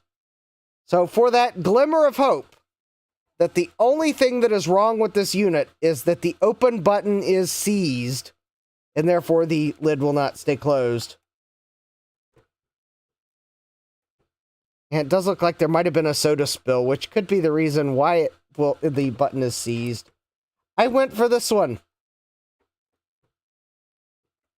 So it is a PlayStation SCPH 7501. So this is a newer unit. It doesn't have the AV jacks on it. Otherwise, I would... Sylvestron says, just give it a solid whack. Yeah. I don't think I've got a working AV cable for these.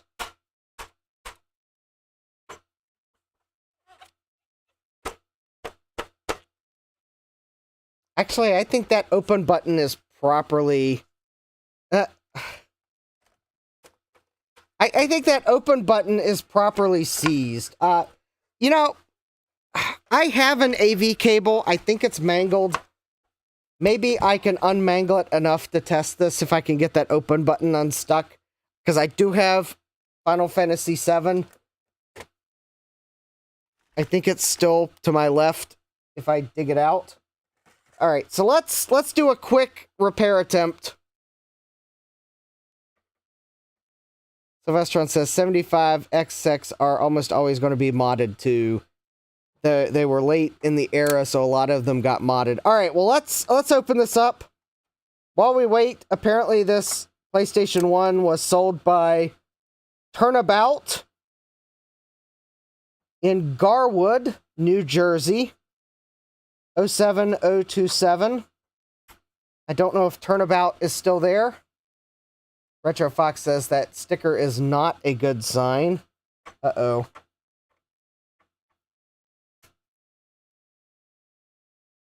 Is there something about Turnabout that I don't know, or is it just a lot of those game stores would remove mod chips?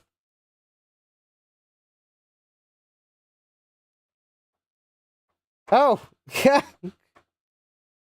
I mean, there is a saying that turnabout is fair play or something like that. I could be mangling my infamous statements, but... Alright, so... The parallel I.O. covers here, so that's a good sign. Alright, so let's see if we can get this top off. Hey, we got 1-bit. 1-bit says, what's up?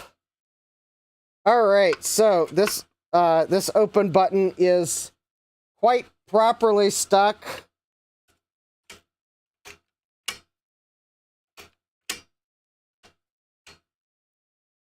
Yeah. Okay. Let's, Okay, this is a good sign. Whatever that sticky stuff was that was on the top, it doesn't look like it spilled inside, so that's a good sign. It's a little musty smelling, but I don't smell fish. Oh, Retro Fox says, I'm just guessing the system had to be repaired at least once already. Ah! Retro Fox says some Windex should fix that at least. Alright, well let's, I'm gonna take this cover off, because I think I need to actually clean it really good. So I think if I take this off carefully, because there's a spring involved. Alright. And then I think this will just, there we go, come right off. And let's just... Alright, so let's just clean this. Let me pop the button out.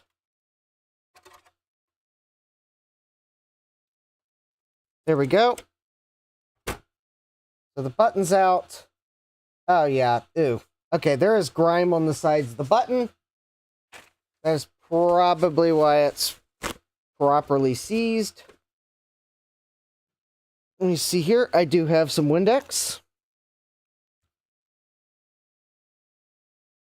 That Mike says Turnabout is closed but had good Yelp reviews. Oh, all right.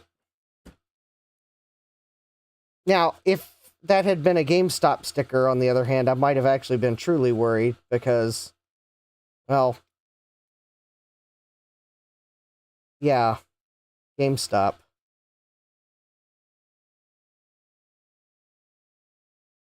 Sylvestron says, nah, just throw it in the top of the dishwasher. Retro Fox says, years of Cheeto dust and Mountain Dew. Yeah. All right, so there we go. We got the open button cleaned. Let's clean the top of the case here. We'll give it a quick wipe down here where the Mountain Dew spill is. I don't know if that's actually Mountain Dew, but it's probably sticky like it.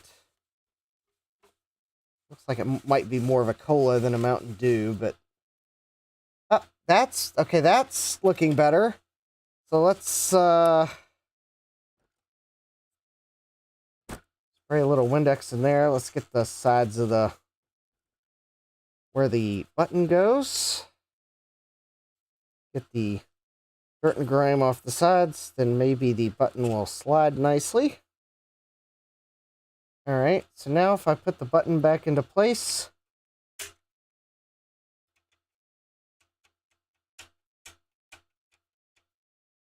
all right, I think the button can move now. But it's not going to latch unless I put this back in place. And what I'm going to do here is I'm going to unclip the spring here.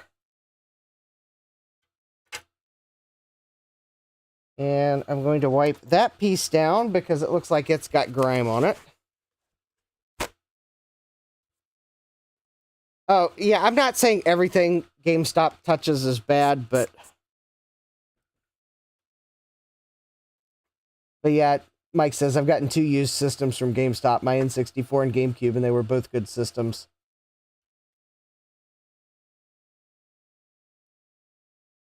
Yeah, I mean, I've had okay experience with them in the past.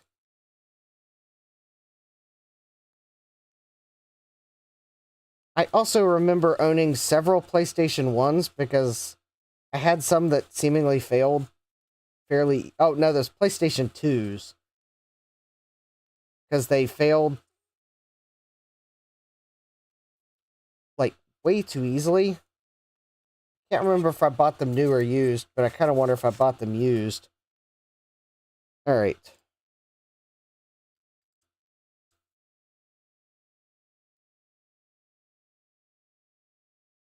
Actually, I had to replace one because it had a firmware bug on it that... Or at least I think it was a firmware bug. I couldn't play DVDs. Alright, so I think if I put this back into place now...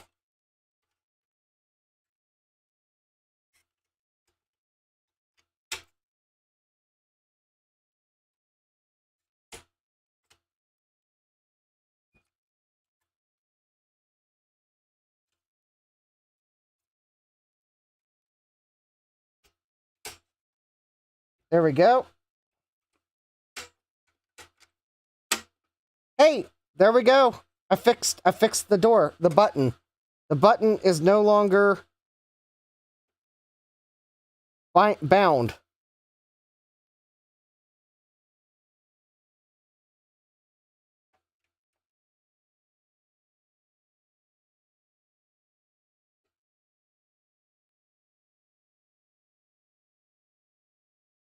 Mike says, I got my PS2 Mini for $10 at Goodwill because it had no PSU or controllers. There we go.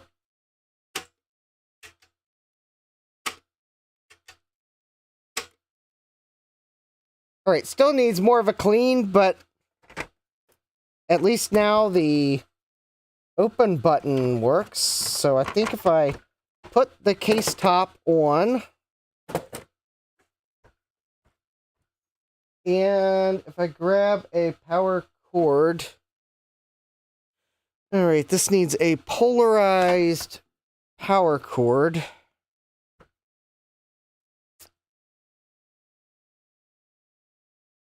Uh-oh. I may not have a polarized power cord.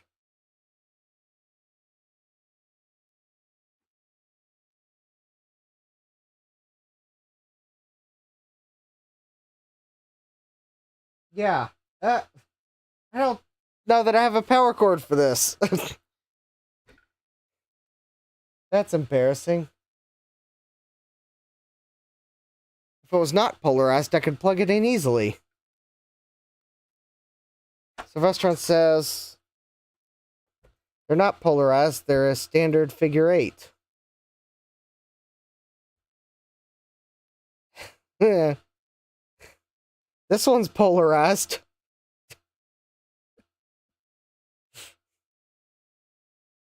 Maybe the US model, it's polarized for UL compliance. Alright, let me go see what my other PlayStation 1 uses and see if there happens to be a power cord setting with it. Otherwise, I'm going to have to go find a power cord, and that could take years.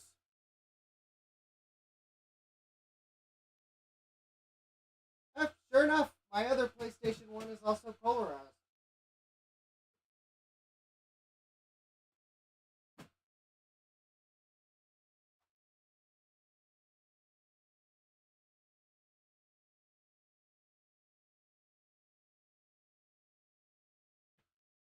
Okay, I've got 2 AV cables.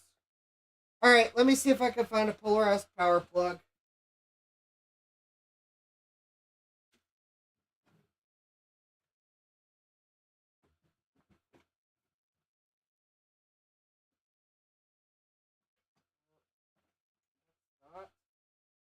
Let's see, that's a fixed cord. Let's see, LTE 5000, use non-polarized.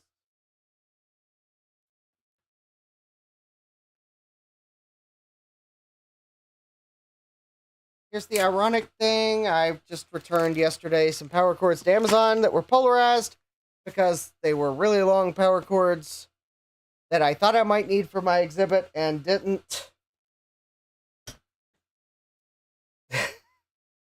But turns out I actually did need the power cords. Just not for my exhibit, although I would have not bought the long ones for normal use. So, yeah, there's that. Maybe I should have checked before I returned those.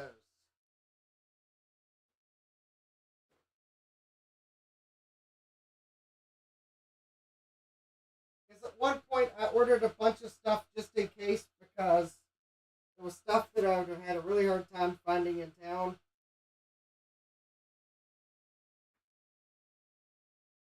And I ordered power cords to plug in the TV that I brought while I was not staring at the TV or close enough to go look at it. I ordered both polarized and non-polarized because I think Amazon told me I had like an hour to place the order, and I was not at a place where I could look at the TV in the next hour. So I ordered both.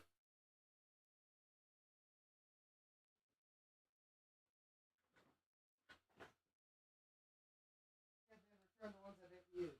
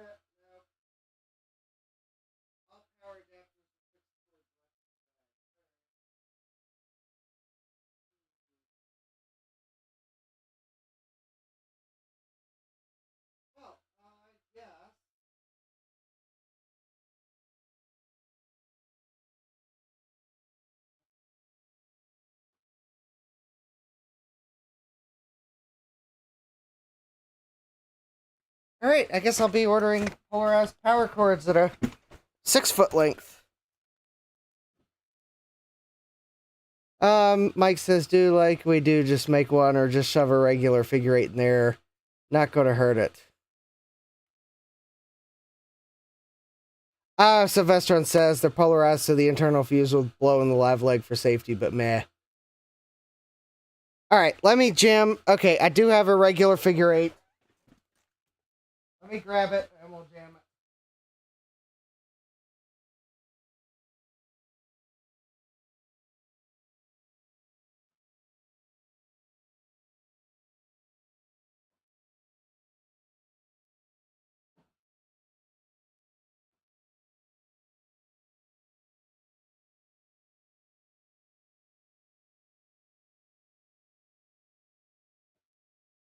Yeah, fortunately, although I gave away the flat panel TV I was using to make room in the car, I kept the power cord.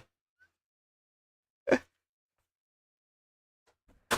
not like it was the power cord that came with the TV.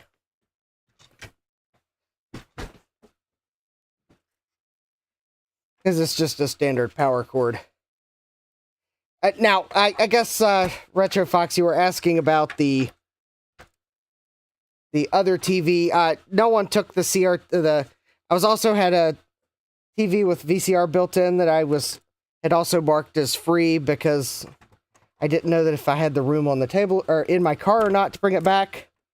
No one took it, and it turns out there was plenty of room in my car for it, so it will be here in the basement to enjoy another day. All right. Let's see if it powers up. 3, 2, 1. Well, we got a green light. All right, let me see if one of these AV cables that I have are good. This one looks like it's mangled on the end. All right, this one doesn't look mangled, so we'll go with it.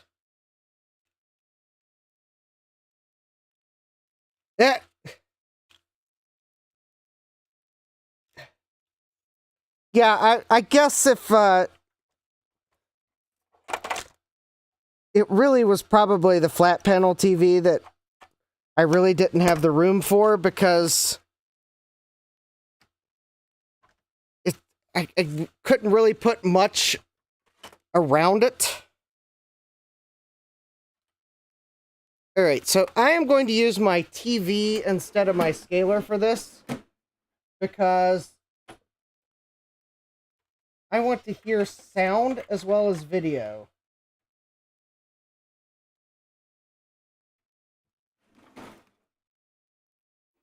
And if you've ever powered one of these up, you know, if you know, you know.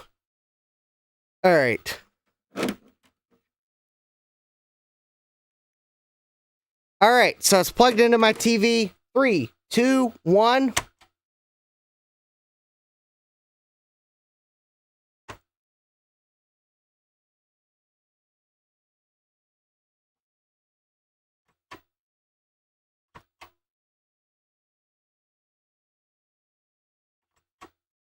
Nothing.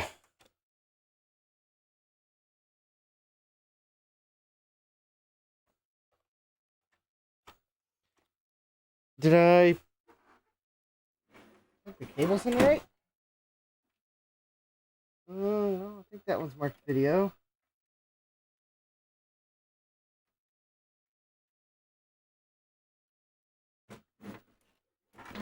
All right, I think I got the cables plugged in right. All right.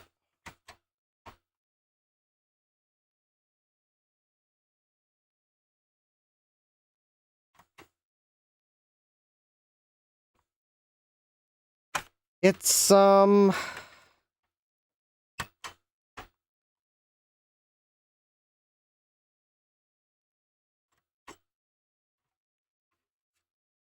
All right, yeah, you definitely don't want to be, like, poking around on these power supplies because there's high voltage mains coming in on them.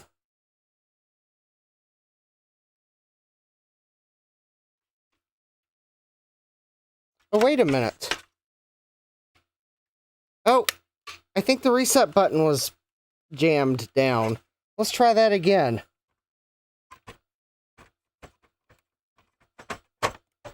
All right.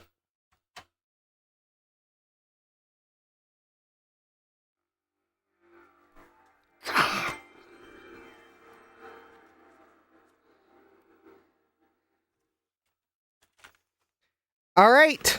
You heard the noise. We got a picture. I'll plug it into the scaler so you can see the picture in a moment. But all right, here we go.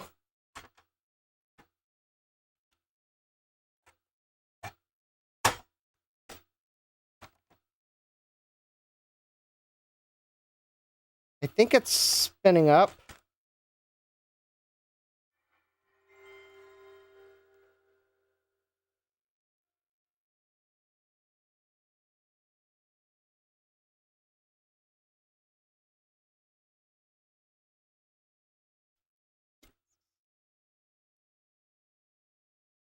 It's what you don't hear that's important here.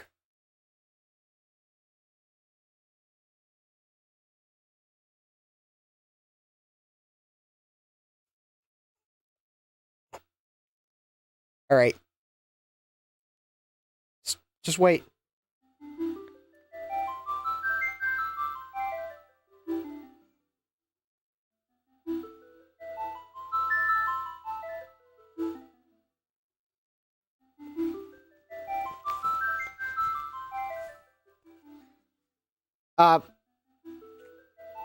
Yep, here we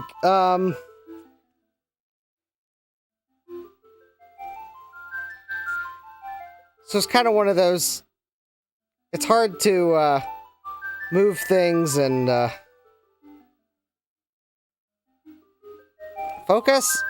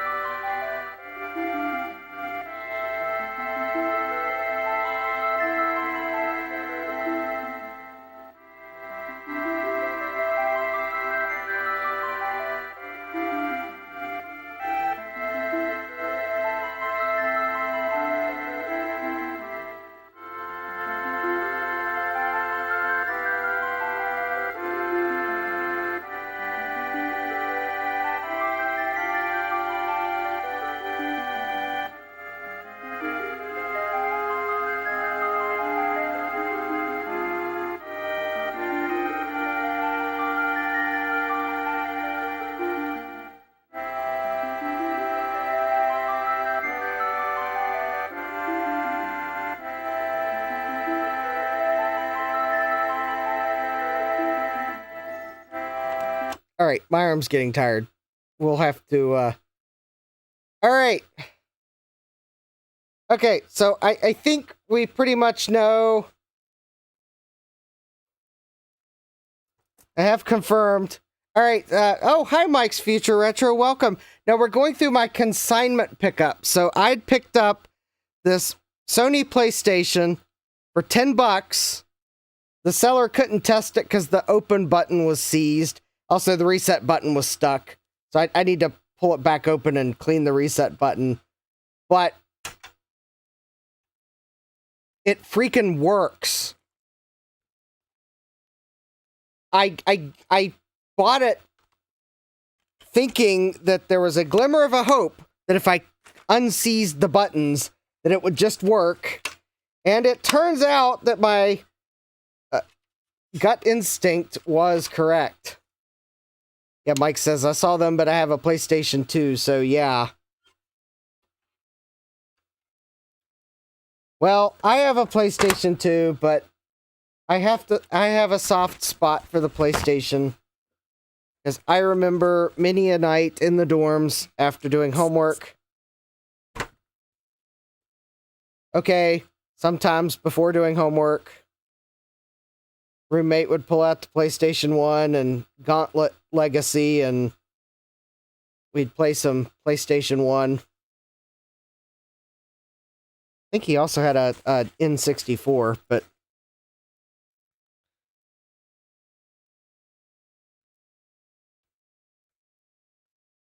There we go. Let's see if we can get this reset button unstuck. Yeah, that was Final Fantasy VII, which I did not pick up at Consignment. That was a potential eBay regret, which that was the first time I tested that disc. My other PlayStation 1 needs some work before... All right, the reset button is now working, so let's go through the power-up sequence I remember when you have a disc in place. All right, I will... Let me see if I can find a...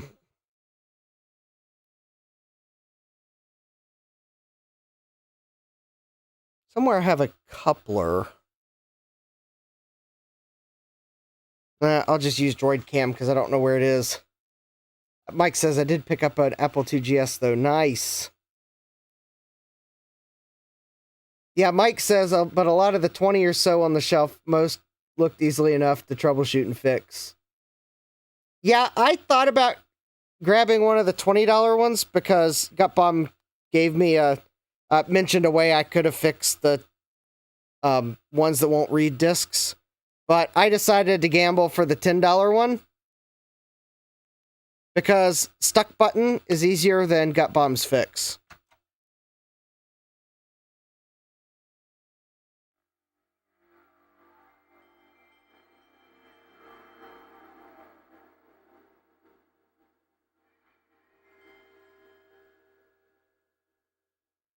Yes, I know for those of you not in the US, you probably remember another license. Another string there for license, possibly Sony Computer Entertainment Europe or Sony Computer Entertainment, I guess Australia or one of the other regions, but this is a US one and this is a NTSC region game. So that's how I remember PlayStation 1 games starting.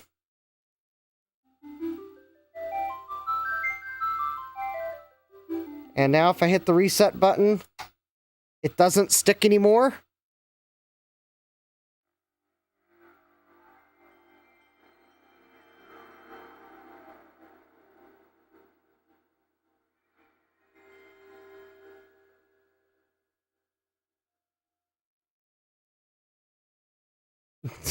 Mike says, I think next year we got to get Gutbomb down there with this, germaphobe or not.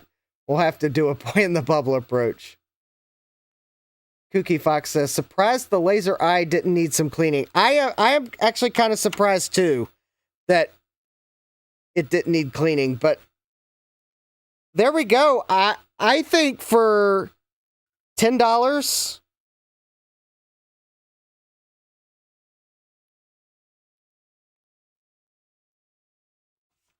I think this might be the, okay.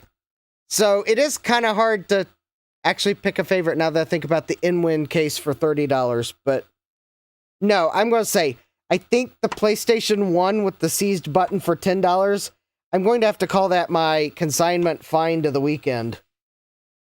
Because it just needed a little bit of button cleaning. The laser, it works. The power supply is working, although I'll probably will recap it because reasons.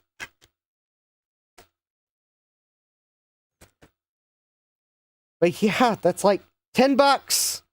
It just needed some buttons cleaned. But is it oh, Sylvestron's asking an important question, but he's asking, but is it modded? All right. Mike says that's a heck of a find. Yeah. All right.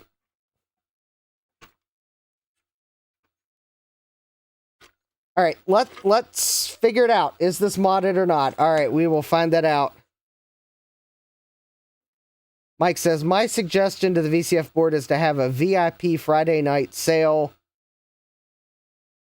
Charge $210 admission for Friday night. Oh.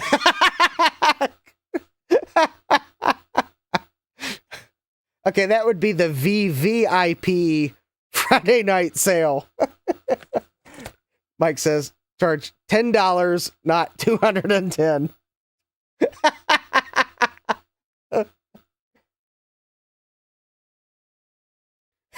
Abe's video says that would be even funnier if it were 210. I mean, Mike says, not the Diddy VIP treatment, I hope. No, this is the Vintage Computer Federation we're talking about. I think oh well, I'm not a member of the VCF, so I think they're better than certain stars when it comes to their VIP events.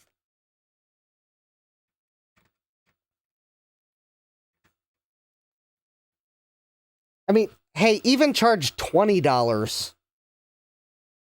I would probably pay $20 for a VIP access to Consignment. Ames video says selling prices for items at VCF is much fairer than eBay. Yeah, for the most part, I think what I was seeing is most things, or at least a lot of the things, were priced very fairly compared to eBay. Although there were still some items that were priced at eBay and eBay Plus prices. Although, in some of those items' defenses, once you maybe know a little bit more about the item or the person selling it, then maybe it is not quite as bad. I know that there was an Amiga, was it an Amiga 3000? That was priced pretty highly, but then someone said, oh, Amiga Bill restored it, and I realized, oh, okay, well, in that case, it probably is worth the price marked, because it's already been through a restoration by Amiga Bill. Yeah, Mike says, well, yeah, it would be a win-win for the organization, fundraising with what you already going to do anyways by just opening a pay slot. Yeah, Mike says, so we have to pay 18% to VCF for each sale, so things tend to be a tad higher. Yeah. But still, though, I think in a lot of cases, prices are still cheaper than eBay. Because I think once you really look at what eBay charges to sell certain things, I think the VCF forum is not a bad deal. Mike says Steve got the mangled paper.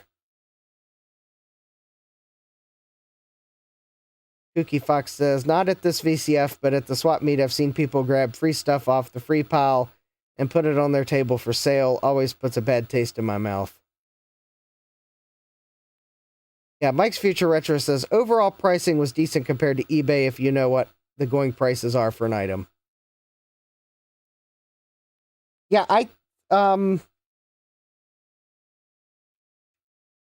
let's just say, I think if I thought about what eBay prices are for what I got at Consignment,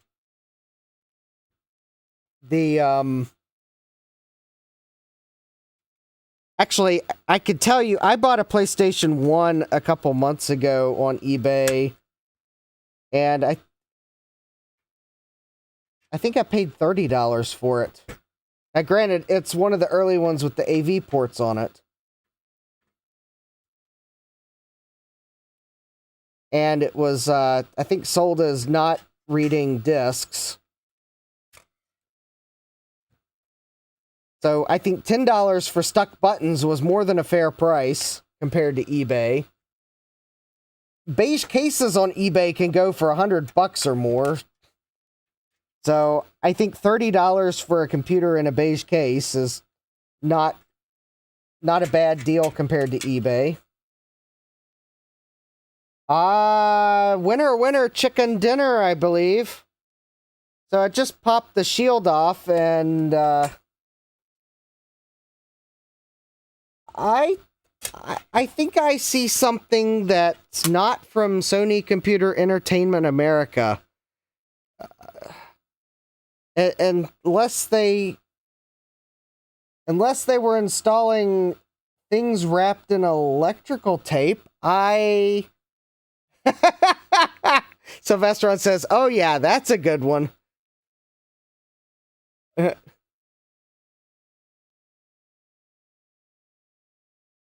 see here.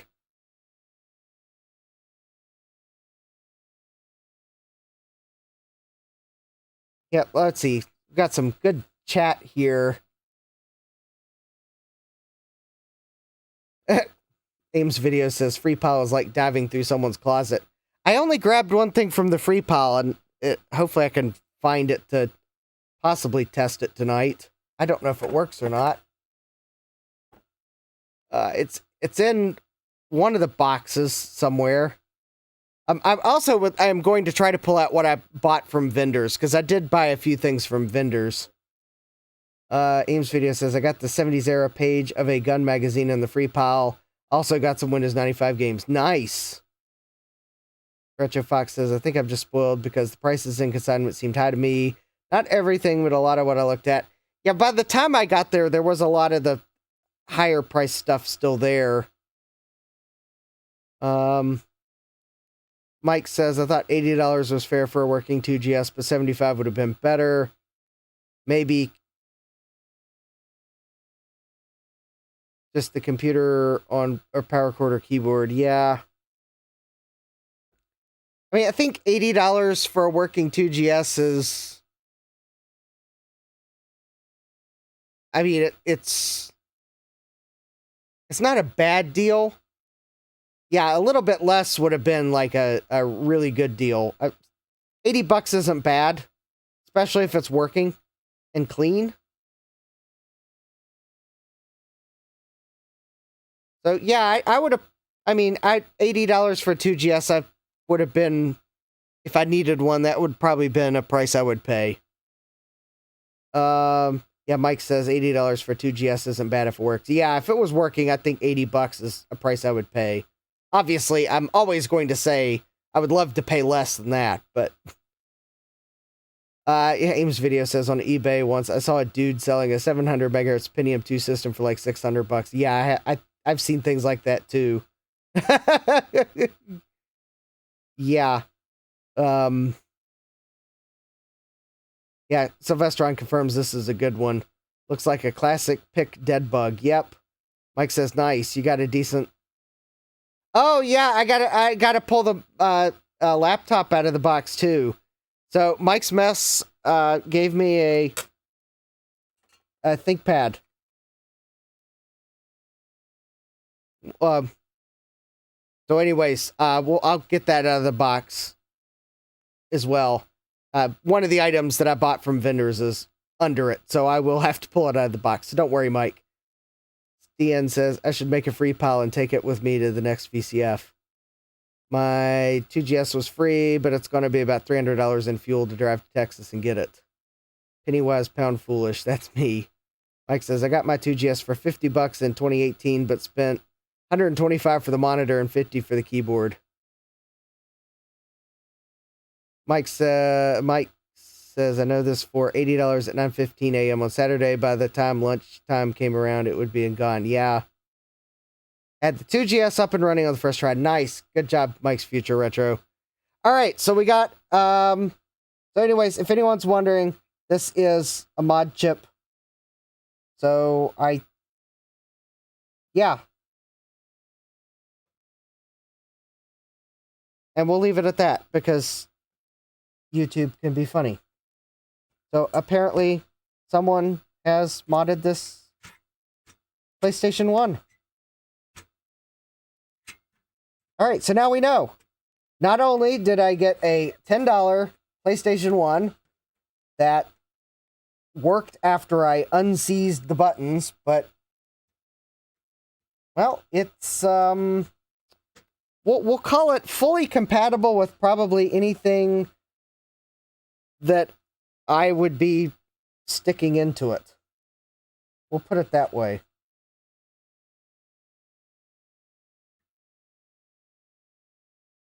Because, I mean, you never know when I might have to pull out my scratched up games and have to do something about it.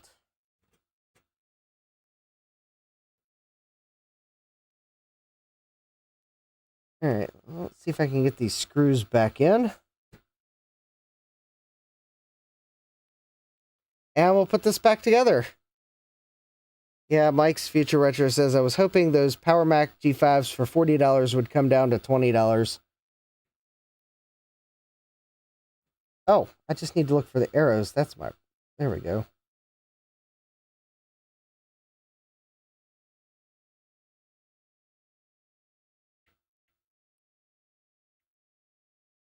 Alright, so someday this will probably need recapped, but it looks like it's in good shape for now.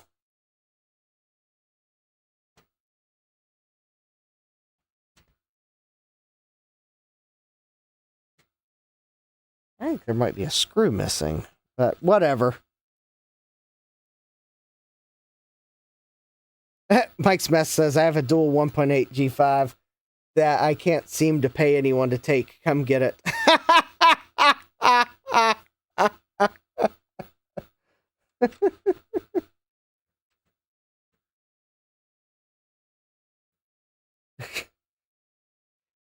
A dual 1.8. That sounds pretty cool, Mike.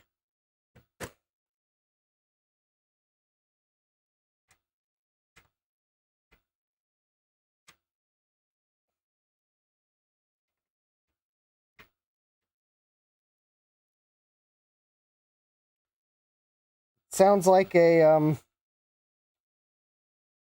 way to become best friends with the chiropractor. I used to have a G5. Those things were not exactly welterweights when it came to carrying them around.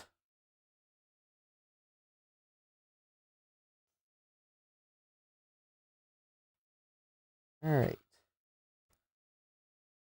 Really cool. Really, really cool here. I am...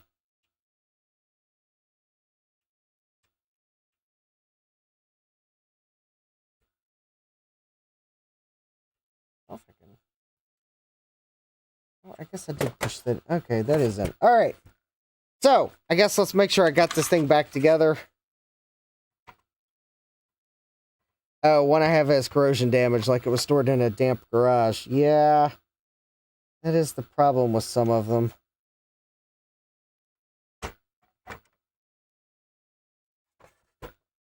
Just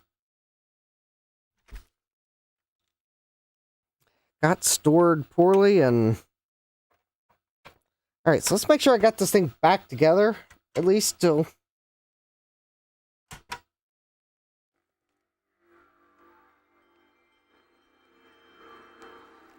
Yeah, Sylvestron says, give the case a clean and it'll be mint. Yeah, I think it will be. Make sure I got the drive reinstalled, right?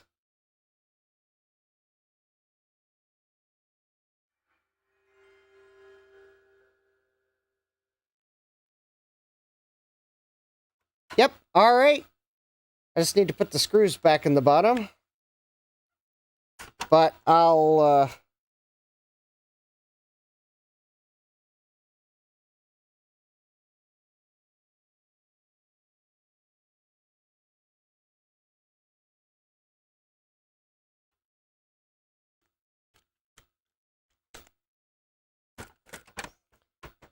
yeah, actually, let's just go ahead and do that now so I don't lose them. There we go! A PlayStation 1. $10! Just needed a little bit of cleaning to unstick the buttons.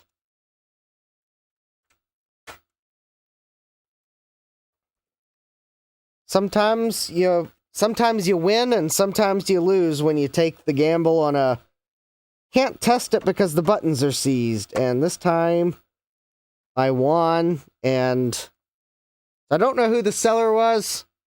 Don't know if by chance the seller is one of my viewers, or they might stumble across this video.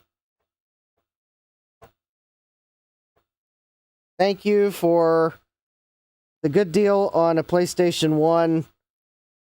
I kind of realized they probably had enough of them to go through that they probably decided to just, well, we'll let it go because we have enough things to go through. However, I guess while I put this thing back together, because we might not get to it tonight. I was going to try to at least take a look at the computers or the things that failed over the weekend. But I guess I might as well go ahead and admit to one thing.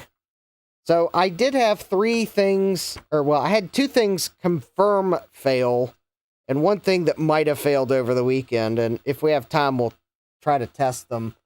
But one of the items that failed was my VIC-20 that I took.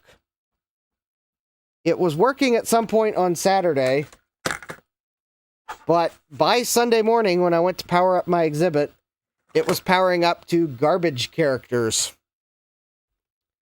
So I don't know if it was one of you all that are watching or someone else, but to make a little bit of room for the return trip, I actually put that VIC-20 on the free pile to let someone have a chance at repairing it, because I was pretty sure it was a fairly easy repair. I just needed the room in my car. So, if you found the VIC-20, I hope it's as easy to fix as I thought it was.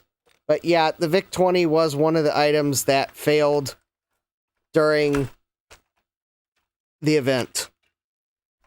Also, if you were remembering, I at one point mentioned I was going to give away some VIC-20s, but I have to confess, I did not do that because I didn't have room on my table to hold a drawing, because my table was full of vintage computers to enjoy. That VIC-20 that failed was actually one of the 2 VIC-20s I was going to give away, so maybe it's just as well I didn't give them away, because I would have felt really bad to have known that I gave one away and it failed fairly quickly. So, yeah. And I guess, if you think about it, I did give away a VIC-20. Joe's hopefully just a loose socketed chip. Well, yeah, hopefully for them it's a loose socketed chip or something. But I decided, because I needed the room, that I would let someone have a chance at a VIC-20 for what I hope is a simple repair. I was thinking it might have been the basic ROM, which is still a fairly easy repair, because I know at least the retro channel, he's got replacement ROMs on Tindy. Or I think you can build an adapter and use a EEPROM. But anyways, yeah. So, of the things that failed over the weekend, one thing that failed was the VIC-20 that I took. Don't worry, I still have plenty of VIC-20s. It's just one less than I did last week. And no, if anyone's wondering, it was not a Pet Keys one. I did not take a Pet Keys VIC-20 with me. It was just a standard early VIC-20 that uses the 2-prong power cord. It was nothing. It was just a standard keyboard, standard 2-pin power VIC-20. Nothing special. If it had been a Pet Keys one, I would have brought it home with me. I would have left something else in its place. The other item that failed, that I know failed, was the SD card in my Blue SCSI and my Mac Plus. Unfortunately, I forgot to copy the INI file to it, so I thought I had a bigger problem Sunday. But if we have time, I'll pull the Mac Plus out. Pull the SD card I tried to set up out, put the INI file on it that I forgot to put on it Sunday in the rush of trying to get the Mac Plus back up and running, and it's probably going to just work. But let me go get the things I bought from vendors and that Mike Smith gave me. So hold please. Let me go grab these items.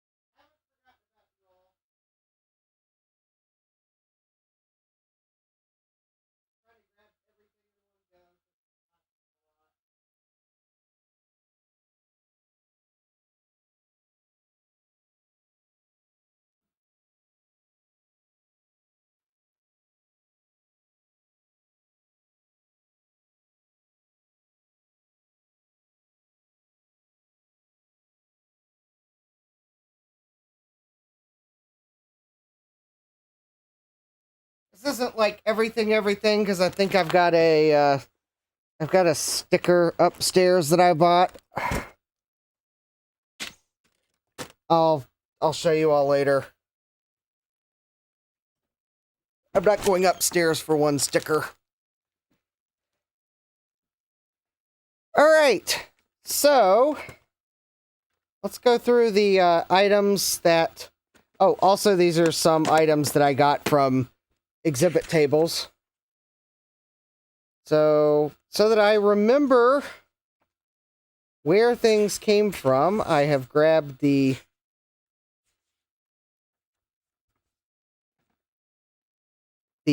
program, which I, at least, of all the things I did not do, one thing I did not do was take many photos. I was busy exhibiting. I did, though, remember on Friday to grab a program. And the funny thing was, when I asked for a program,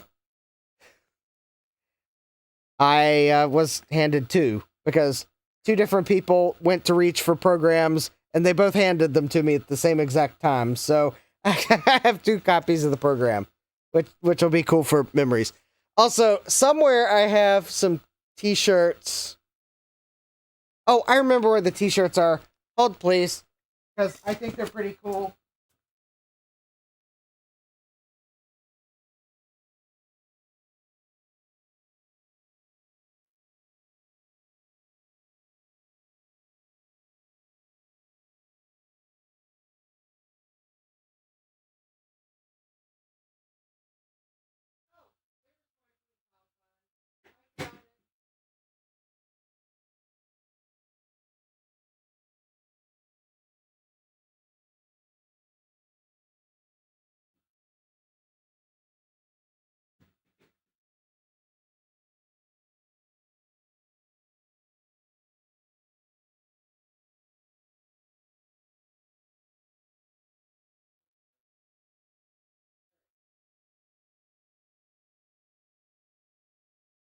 All right, there we go. There's the other things I got.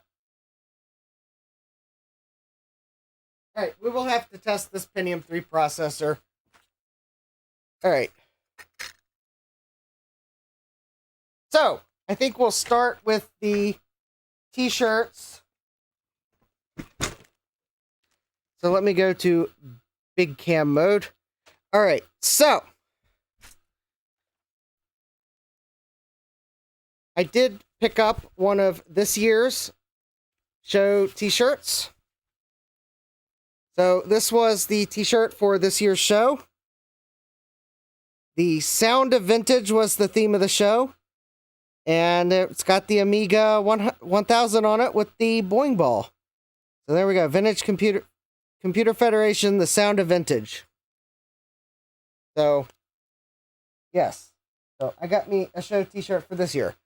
And because they had advertised that they had t-shirts from previous shows, and for various reasons, I did not pick up a t-shirt when I was at VCF East 2 years ago. To fix that regret, I picked up the shirt from the show for 2 years ago. You have died of system error. So now I have the 2023 shirt as well. It also, because it was an older shirt, it was on sale for $10. So I was, so that was I was able to fix something that I was not able to get 2 years ago. Partly because I spent all my spending money budget on consignment, so I had to say no to a t-shirt then. I also picked up a nice holographic Vintage Computing Federation sticker for my toolbox. Joe Hell says, better than dysentery, yes. So I got a sticker for my sticker collection. I also picked up a button for my button collection. All right, we'll see you later, Sylvestron. So there we go. I picked those up. Those all were from the VCF merch, which was like right inside the door. So that was that. So I guess you come into the, oh, it's not on the map. Anyways. So, so I did also, I got some things from Tech Dungeon. They're on my refrigerator because they're refrigerator magnets. I'll have to show you at some other point because I'm not going upstairs for 4 magnets and a sticker. But, so I got 2 Tandy magnets, an Atari magnet, and a Commodore magnet. It's the Commodore Chicken Lips. They're 3D printed, but they're multicolor printed. It's the Atari Fuji logo, and then it's the Tandy logo from the, I guess, TRS-80 black and white models, but then there's the Tandy logo that's got the RGB colors on it. I guess that'd be from the color computers. So I thought those were pretty cool. The magnets were like $2 a piece or something like that. I thought they were cool. And those were the ones that were kind of appealing to me the most. I didn't see any other vintage computer logo magnets this time around, but that's not to say I won't find some later. So that was from Tech Dungeon. All right, we'll get to J&M Consulting here in a moment, because those were some bigger items. Yankee 3D Forge is my eBay selling friend that I met that bought my Regret button pack. So go check out Yankee 3D Forge on eBay if you didn't see him at VCF East. So that's my honorable mention. I didn't buy anything from him at the show, but I did at least get to meet him on Sunday when he stopped by my exhibit. So that is a shout out. All right, so we'll get to J&M Consulting here in a moment. Let's see here. Yes. So I stopped at this little booth here called the Vintage Video Capture. That was run by... good night, Retro Fox. Yeah, Mike says, I went to get the 2023 also, but they had no XL. Got the Dragon shirt for me and Kristen and the Atari Camp t-shirt. Cool. So at the Vintage Video Capture table, I grabbed these absolutely awesome Big Bad Biologist, Big Bad Bench, floppy disk, and zip disk holders. So thank you, John, for sharing some with us. They even had these nice stickers on them.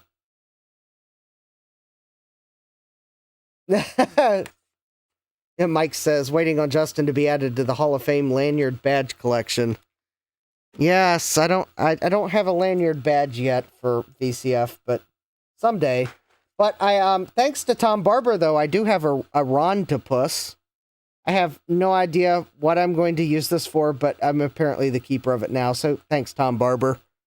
At the moment, I'm just going to set it on top of my TV there. All right, from Emma Bear. Where was Emma Bear? So Emmy Bear Retro was over here in the corner, I guess, across from the Home Computer Museum. So from Emmy Bear Retro, I got a Raspberry Pi 3 Model A+. They were selling these at a discount because they, I guess, they had bought more than they needed for their 3D print farm. So I think I paid $15 for it. They normally go for $25. And it's a Raspberry Pi 3 Model A+. So for something where I don't need the full functionality, there we go. This might come in handy for like some vintage emulator doodad, because those don't necessarily need Ethernet or a USB. Also from Emmy Bear Retro, I bought a sticker and a mouse pad. The mouse pad's in my laptop bag. But anyways, I bought a mouse pad and a sticker from Emmy Bear Retro. You might have seen them on Tindy because they are one of the Grease Weasel authorized sellers. I already have a Grease Weasel, so I didn't need to buy one. But anyways, that was from Emmy Bear Retro. Here we go. So this came from Retro Innovations. So Retro Innovations did not have an official table this year, but Sloopy Malibu did have a few of the Retro Innovations goodies with him to sell, and Sloopy convinced me to get an Expander 3 for my Commodore 64s. This lets you plug in, like, I think 4 cartridges. So, there we go. I have an Expander 3. So, always good to support Retro Innovations, because that helps support Sloopy Malibu. So, thanks, Sloopy, for bringing a few goodies and your excellent salesmanship and selling me something that you knew I needed and I wasn't sure existed yet. All right. And then finally, before I get to the last items I bought, I am going to at least acknowledge before Mike's Mess goes to bed. Mike's Mess gave me an IBM ThinkPad.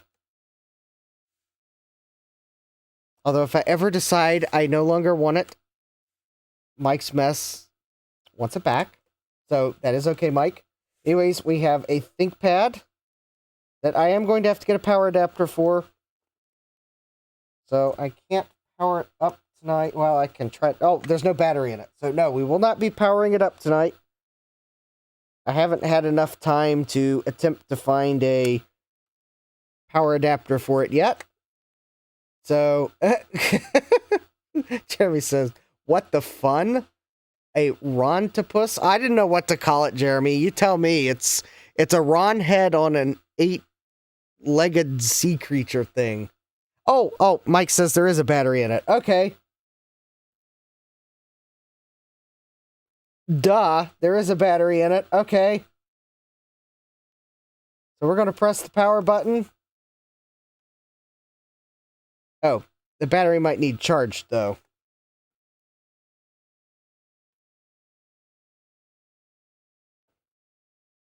Okay, I think the battery needs a charge.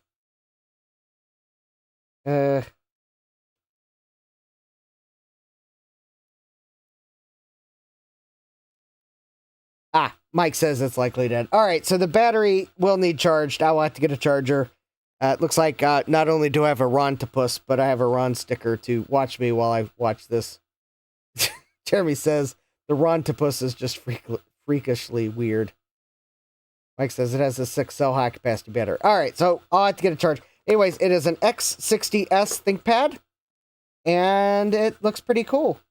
So we'll explore this at some point. I will need to get a ThinkPad charger, and this will be cool. So thank you, Mike, for the ThinkPad. And now we are going to get to the J&M Consulting things.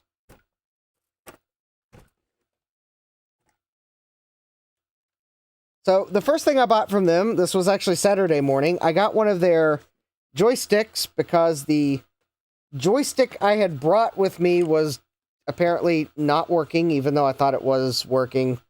And I had no joystick for my exhibit, so I bought a joystick from them. But unfortunately, I noticed Sunday while packing up the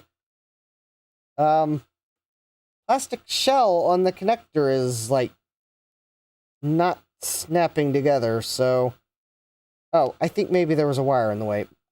I think I could probably get this back together, but was kind of a little less than impressed at how durable the connector is. However, I think Mike says, my favorite laptop ever, hope you enjoy it. I will, Mike. However, despite my misgivings about the plug, the joystick itself does seem to be a very high quality, and it had a few extra parts that came with it. Anyway, so this is a retro Radionics Arcader joystick. I wasn't able to get to Consignment until Saturday afternoon. Otherwise, I would have obviously not bought this, but there was supposed to be a joystick for my exhibit, and the one I brought was garbage. So, yeah. What do? You buy a joystick Saturday morning to get your exhibit up.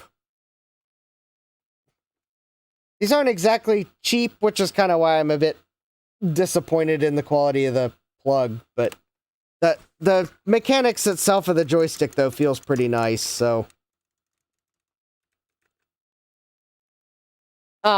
hopefully this is just like a one-off, yeah. And I could probably get it back together if I really snap it, but anyways.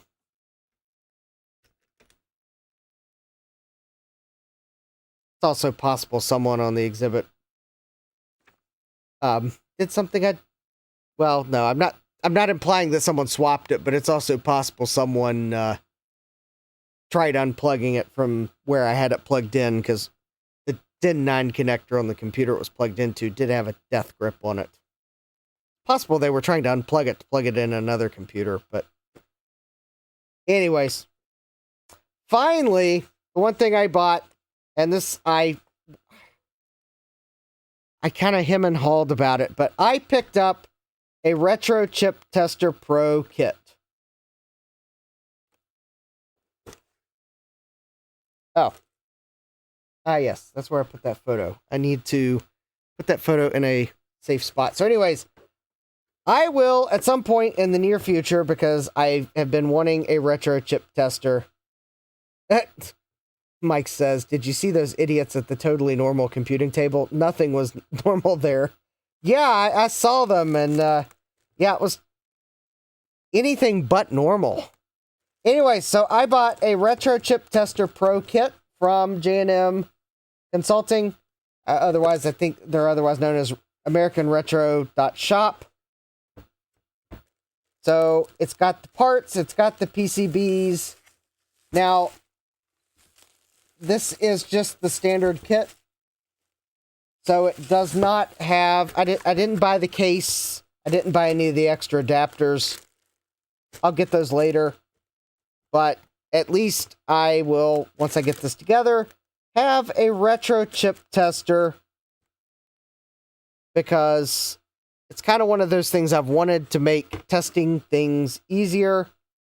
And after talking with the people that were there, kind of what this would do and whatnot, I don't think I need any of the optional adapters right away. And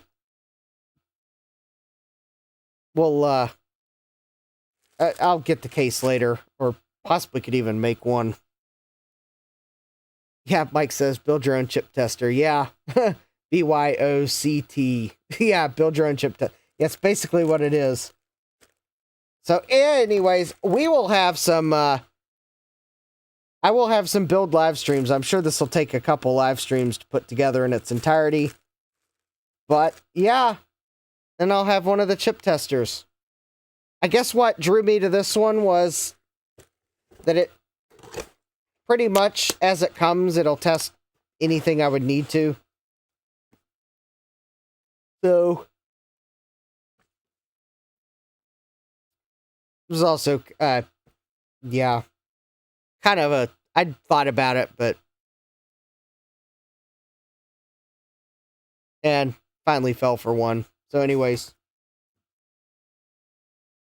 Mike's asking, nice, how much was that thing? It was, the kit was $339.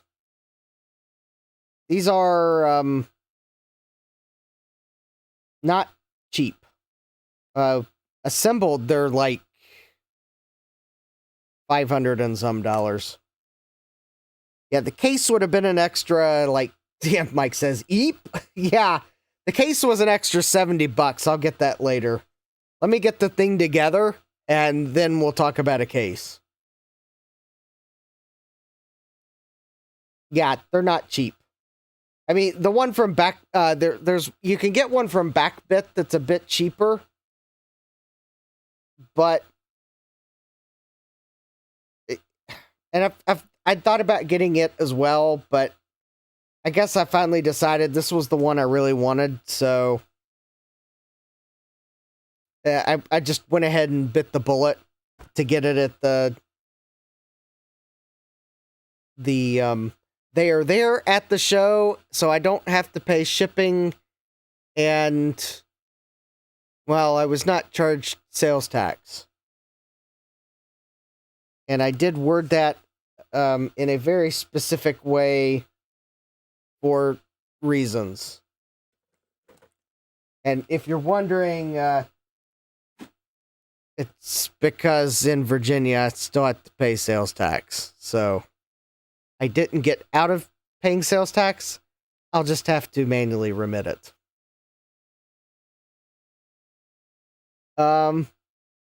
Yeah, Mike, I did know that the organizers made a channel for me. Ah, we have Tom Barber. Hi, Tom. It was good to see you. Yes, Tom gave me some diodes. So those are somewhere in my box. Yeah, Mike says all the vendors and exhibitors got one for 2025. Yeah, so I do actually have a channel on the VCF Discord. So, yeah, that's what I picked up from vendors and tables. And if anyone was at my exhibit, this is the photograph that I had at my table. Because after all, my table was My Story Starts with the Computer. The family legend is that Grandma asked me what I wanted for my first Christmas, and I answered a computer, and, well, that's the legend. So there's me.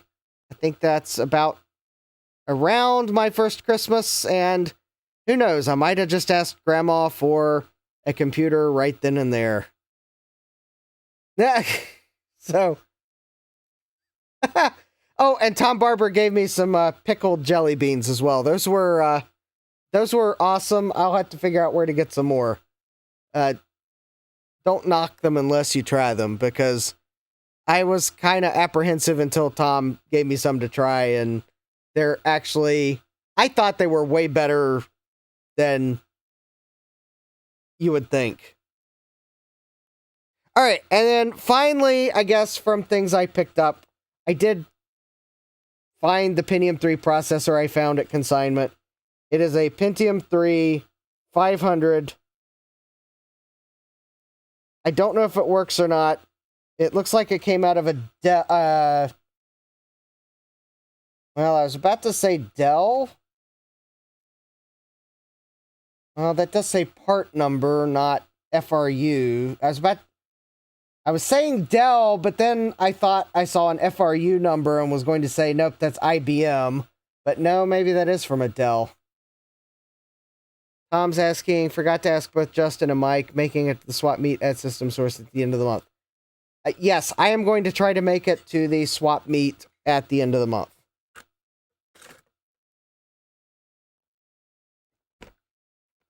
So, I'm hoping to be there. Tom's like, I'm 95% sure I'll be there. Awesome. Mike's Mess says, I'll be there. Jeremy says, yes, Dell used that cheapo heatsink. All right, awesome. Well, let's see if the processor works.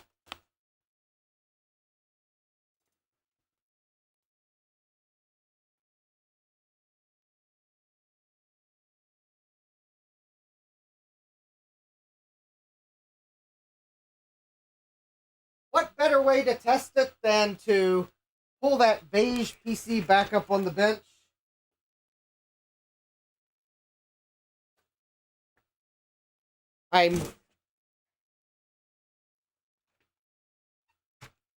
Mike says, so long as Tom doesn't try to follow me home.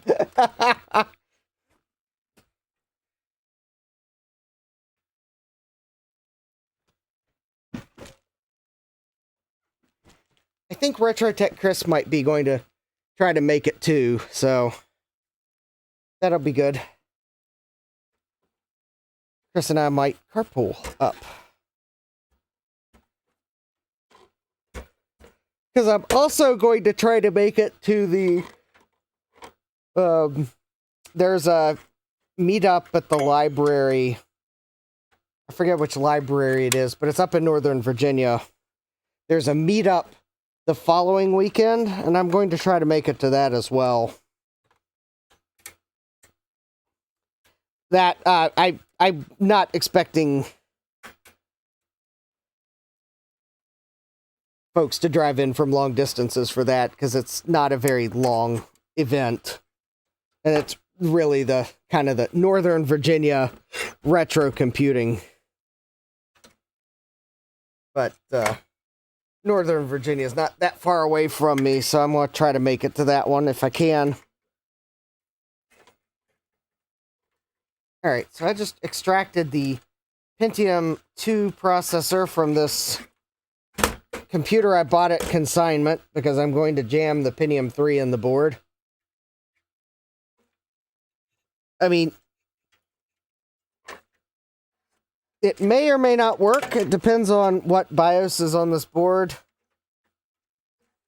Partly.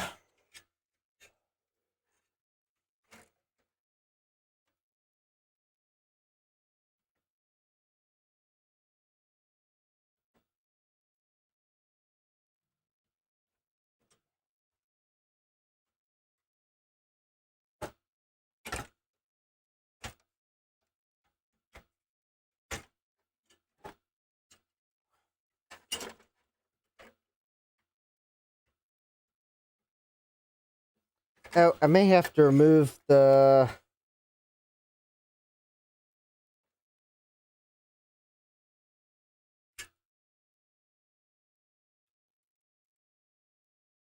Oh, I may not be able to put this in the slot with the... Mike Smith says everyone needs to visit System Source to see Bob's new IBM System 360.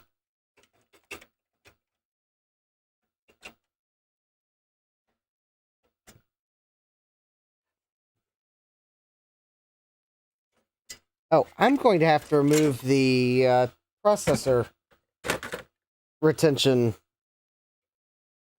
mechanism because this Pentium, the Dell heatsink will not fit.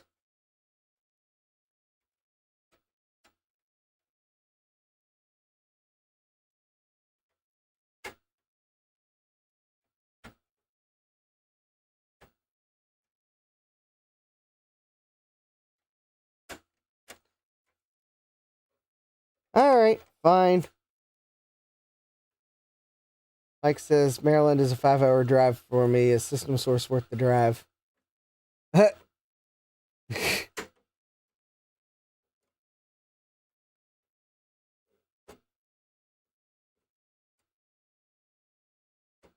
Jeremy's asking, did anyone catch my request on the Mac Friends Wanted to Buy channel?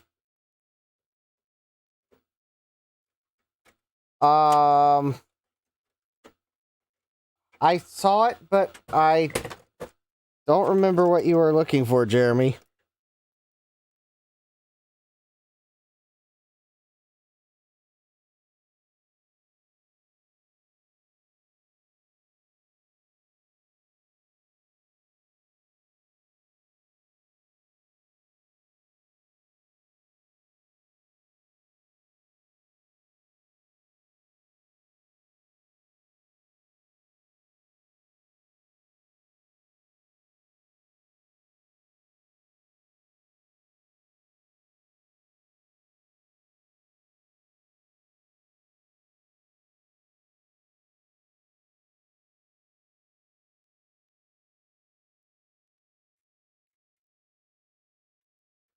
Yeah.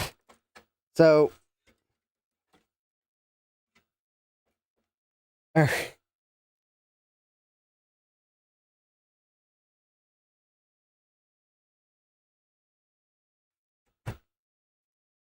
Mike says it's worth the drive, but it's, yeah, heck of a drive. Yeah. Oh, Jeremy is looking for the retention clip for a heatsink.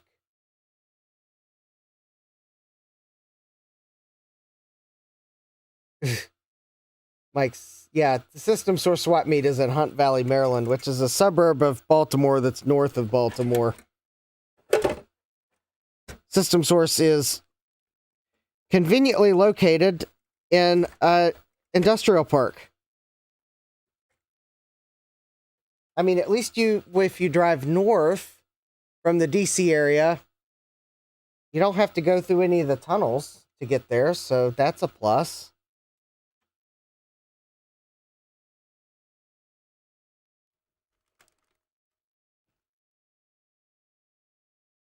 Alright, I have no idea. Oh.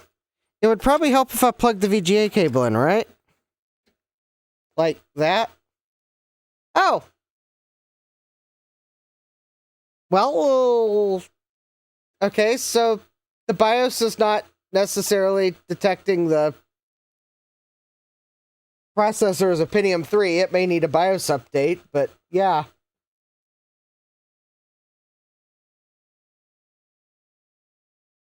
Oh, hi, Tim. We have Vborg in the chat. Welcome. Vborg says, I'll be at the swap meet. Got some stuff to clear out. Oh, Tim, you will be probably happy to know that I actually have that Dell monitor in the basement. I haven't had a chance to test it yet, but I finally broke down and bought a cart, which I had with me this weekend at the VCF East. So I was able to put that monitor in the cart and roll it down to the basement. So it's one step closer to me actually finally testing it.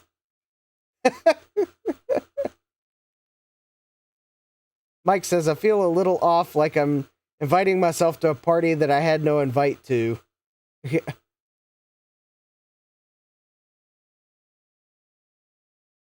Well, Mike,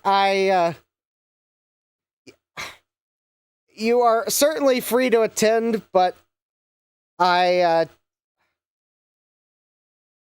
don't know that the swap meet is big enough to justify driving down from Long Island. I will put it that way. However, I mean, you're always free to attend, and they do have the System Source open house, and there's a repair workshop. But, I mean, it's a nice swap meet. So, but there is a point where you might be driving too far to come to it.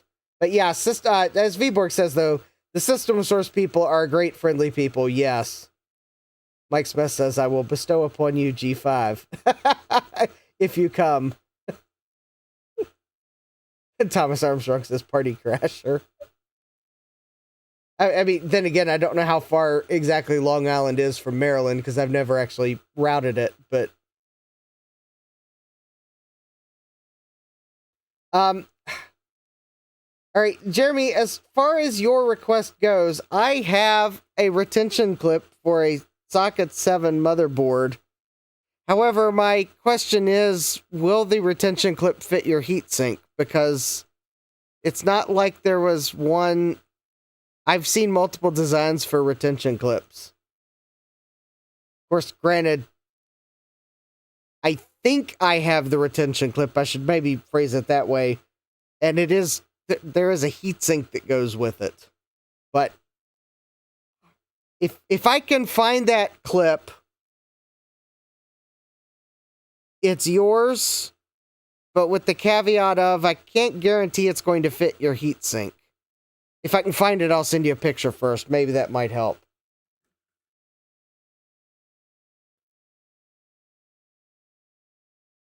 Yeah.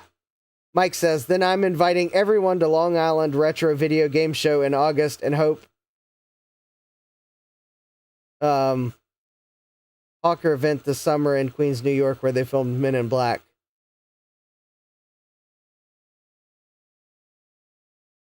Cool. Yeah, yeah, my Bob at System Source is amazing, and he has an amazing collection.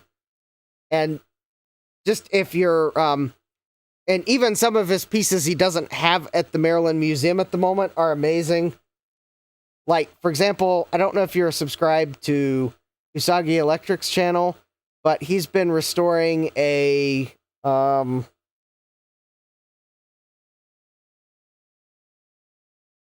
what's the name of that computer? I should know. I've been watching the series. Bendix. He's been restoring a Bendix computer for Bob at System Source. At some point, that computer will be there on display, from what I understand. But I think David Lovett's still working on it. But yeah, there we go. Thanks, Mike. It's a Bendix G15. It's a vacuum tube computer. It's blue. It looks awesome. He's finally had it up and running some. It will be an awesome part of the System Source collection. I will totally pay $15 to go see it because, yeah, Thomas Armstrong said the G15 playing Christmas tunes. Yeah, it was like, I don't know if Bendix Computers and Bendix Breakers is related, or Bendix Breaks. I don't know if they're related, Jeremy. What am I doing here? Oh, we are looking for firmware updates because we have 8 minutes to go. Let's see if we can get this motherboard to detect this as a Pentium 3 processor. All right, this is an MS6147.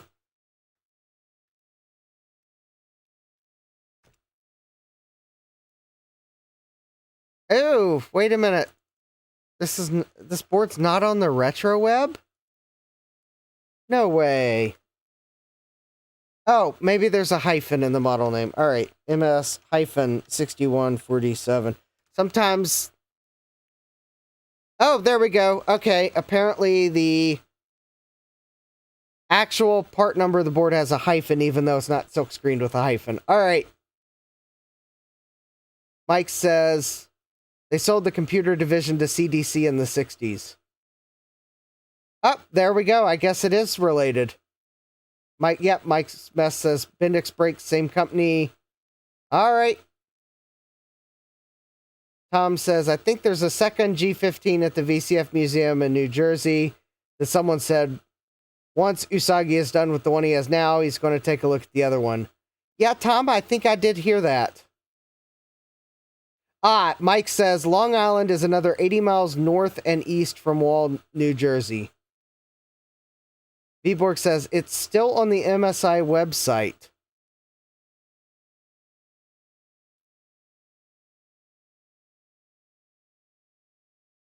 That's crazy. Oh, here we go. All right, so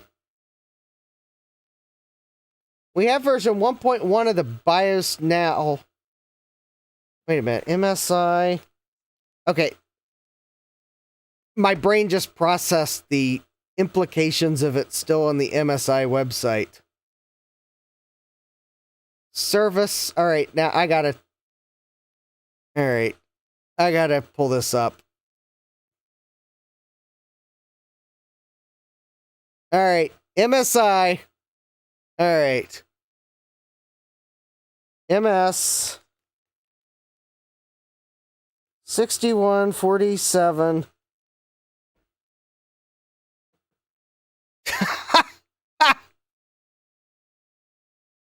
Well, look at that.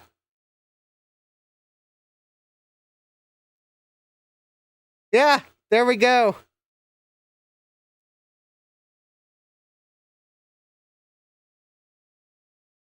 All right, so for Intel Coppermine CPU support, please check first if your main board has a blue sticker with the letter C located on the I/O chip. Looking now.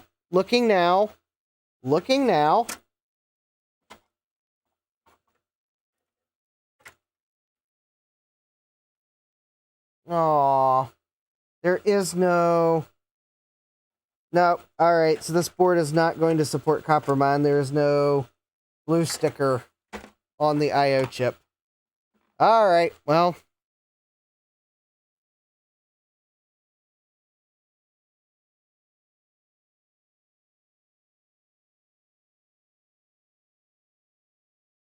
All right, then let's go with version 1.7 of the BIOS. Jeremy says stickers can be removed. Yes, Jeremy, stickers can be removed, but stickers can also be not installed because the board is too old.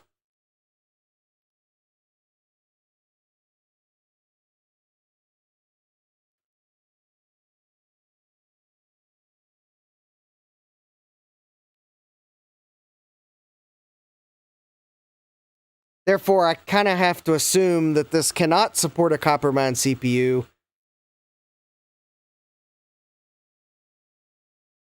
And I have no idea how I'm going to install this BIOS. But anyways, we'll get to that in a moment.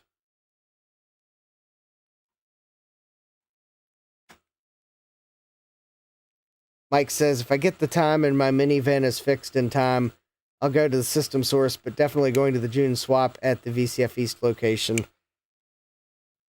Yeah, we'll,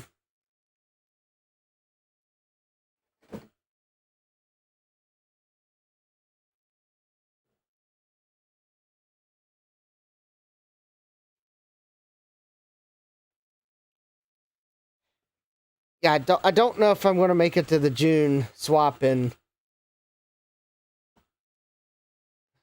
Wall. It's a bit kind of a bit far for a swap meet for me to just go.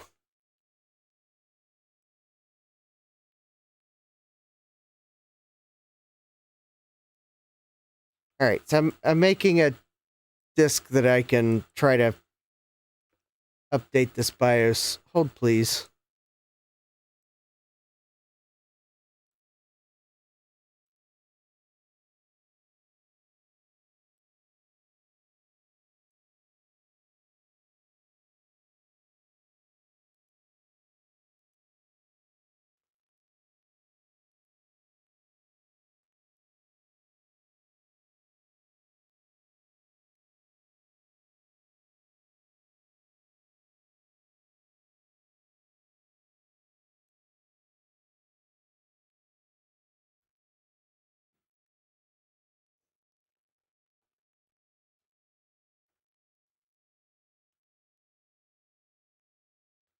Yes, for anyone wondering, Dave Usagi, Dave Lovett was at VCF East. You were not hallucinating. He and I had a short conversation.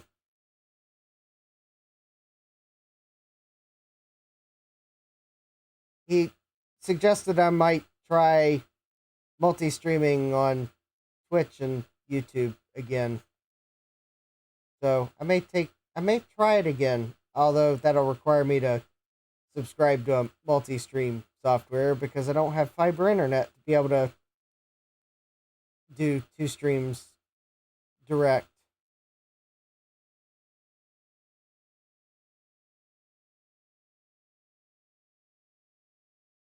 I think that's the image let's try that.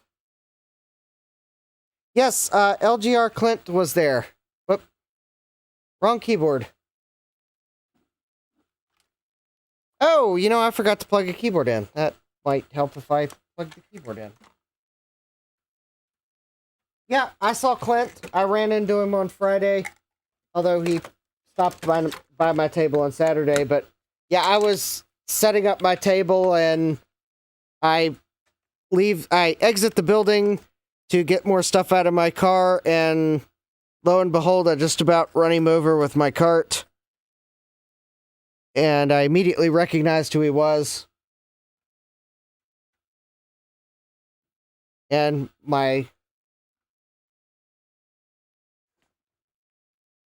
oh, and I plugged well, that's convenient. I plugged the keyboard in, and now it doesn't want to power up. What did I do wrong? All right, let's try that again.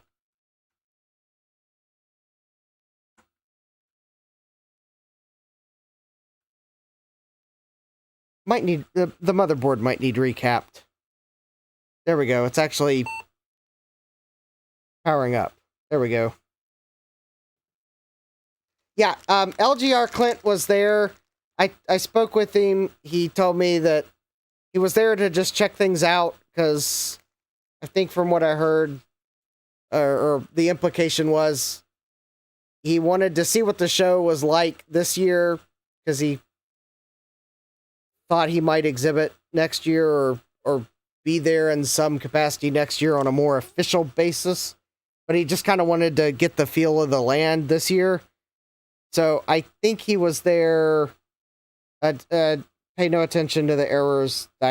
This is one of my boot disks I horribly hacked and have just not bothered to fix the config sys and autoexec batch file. But anyways, yeah. So anyways, I spoke with him for a few minutes. if it says anything, I had to introduce myself as I'm the person that sent you the Voodoo 500 AGP card several years ago, because I knew he wasn't going to know who I was otherwise. And although I would have been totally fine if his reply was, yeah, it got destroyed, sorry, because it's more important that he survived than a stupid video card. Because in the grand scheme of things, it's a stupid video card versus him. I mean, come on. But he told me that, no, the card survived, and it looks like it's in good condition, so he's hoping at some point he'll be able to use it. So, yeah, that was... But anyways, yeah, once I told him what card I'd sent him, he remembered who I was, so... And the card survived the chaos, because he actually mentioned that he was surprised it survived because of where the card was. It was apparently in his living room for whatever reason. So, yeah, the card survived the tree coming through the house, and it was in the living room. So, wow, those Voodoo 5 cards are survivors.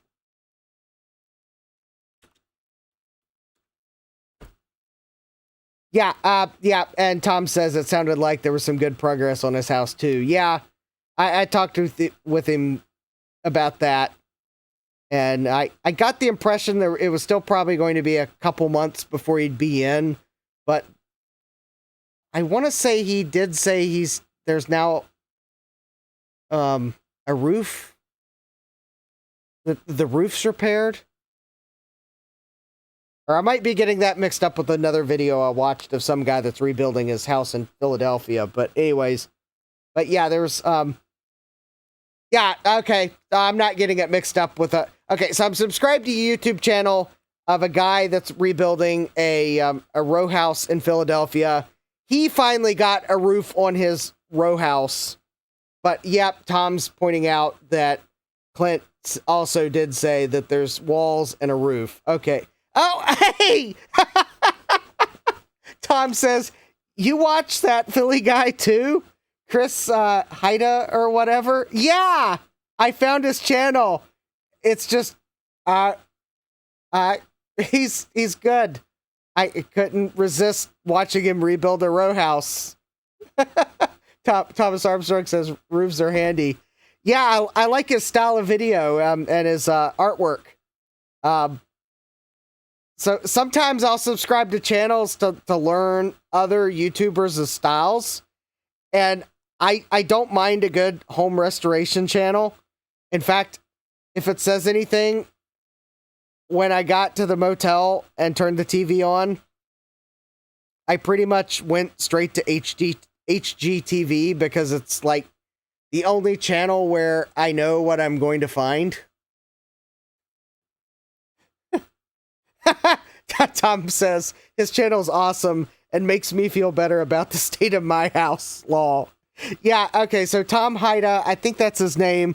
He bought a row house in Philadelphia and I guess started the work to do interior demolition, to do some interior repairs, started to find significant termite damage, and pretty much decided that the only sane course of action was to get his contractor's license in Philadelphia so he could be the general contractor and do his own work on it and then sub out what he needed to sub out. But so he goes and takes the training and the exam to get his GC license so he could be the GC for his house rehab of his row house in Philadelphia.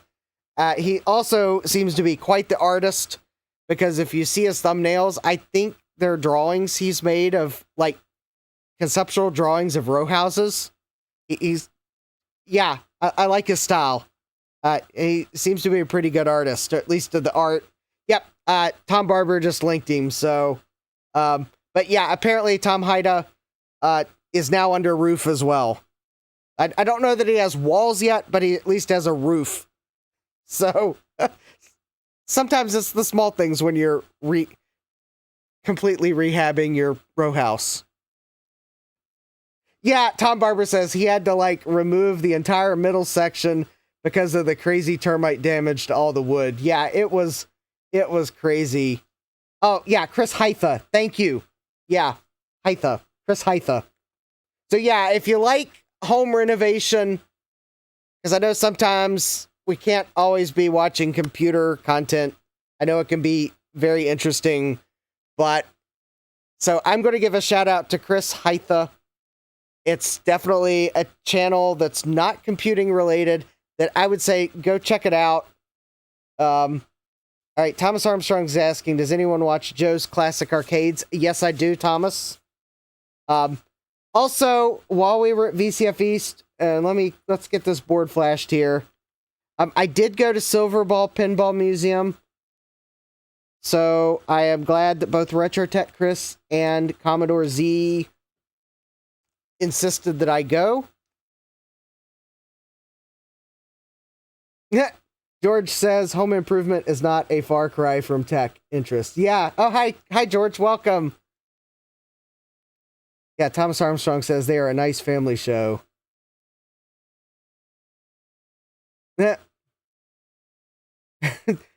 So anyways, here I am. Here I am. I forgot to look at the name of the BIOS file, and well, okay, we're going to restart because I need to know the name of the BIOS file. I wasn't paying attention. Oh yeah, Mike says, I'm pretty sure the roof is done, but there's so much inspection process in between stuff, mold inspection ongoing, etc. Yeah. But anyways, but the cool thing was Clint was there. I did not take a selfie with him because he looked like he had just gotten there. I was trying to set up my table, so spoiler alert, I had the wrong hat on at the time. So I didn't take many photos at all. I was just busy exhibiting. But anyways, it was cool to talk with Clint. George says, lol, if you think computers are expensive, try home improvement and DIY. Yeah, Mike says he may be in the middle of nowhere, but local government still makes it hard like big city suburbs. Yeah, you're right there. Jeremy's asking, does anyone here watch the Clueless Engineer channel? Well, I do not, but I am always willing to try new channels, so I may have to add that to my... Jeremy, how about send me a message on Discord to remind me the channel name, and I'll give it a try and see if I like it. Because otherwise I'll probably forget the channel name. Mike says, I'm an old school, this old house and home improvement series on PBS. Here we go. All right. So, this is the motherboard. I'm updating the BIOS in the motherboard of the computer I bought at Consignment. I downloaded the BIOS not from the RetroWeb, but from MSI's website. They still have the BIOS from this board on their website. So I downloaded it from their website, which made it easy because it had the correct flash utility along with it. So, all right, I think we're,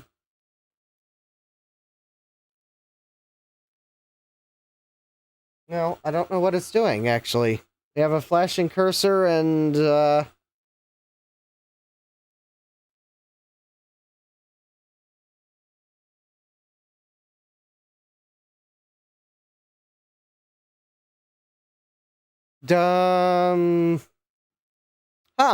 I don't know what it's doing. Did I forget to check the manual for the presence of a jumper I need to... Okay, I am going to have to open the manual off the RetroWeb because MSI has the manual as an executable file. Alright, I do need to... The thing I need to check for is to see if there is a write protect jumper for the flash chip, because it would appear as if the flash utility is locked up. Like, perhaps... Oh, okay, I think I've done something silly here. Alright. Okay. Let's try this. Okay. I am flashing the board to add support for Pentium 3 processors. The thing is, I have a Pentium 3 processor in it. I would presume that is probably actually not what I want to do. So let me put the Pentium 2 processor back in, because it's quite possible that I should be flashing it with a supported processor in the system. And then I can put the Pentium 3 back in it. There we go. Maybe that's why it locked up.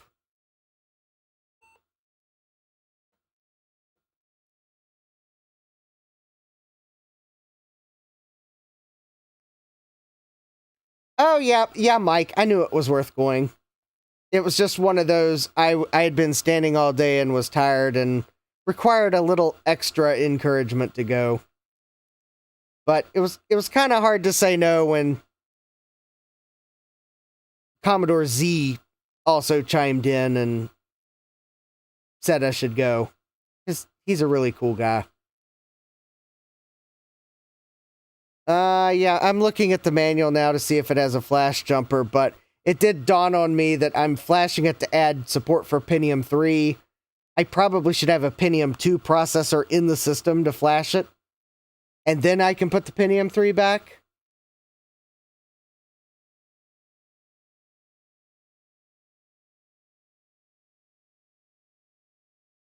But yeah, I'm scrolling through the manual now to see if there's a write protect. Because it's also possible it locked up because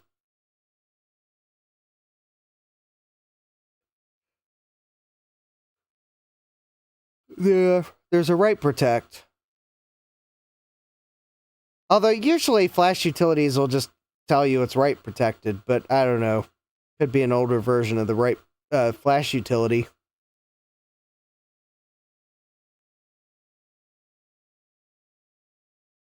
Still scrolling, still scrolling, still scrolling. Still scrolling. Still scrolling. CPU temperature. Chassis intrusion. No, it doesn't say anything about one. So let's, Mike's saying that the Bruce Springsteen nightclub was across the street from Silverball.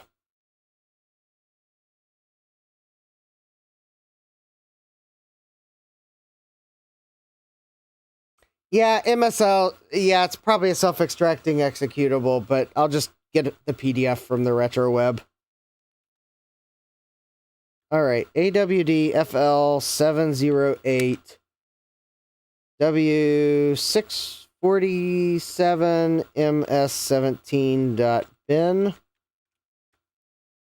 Alright.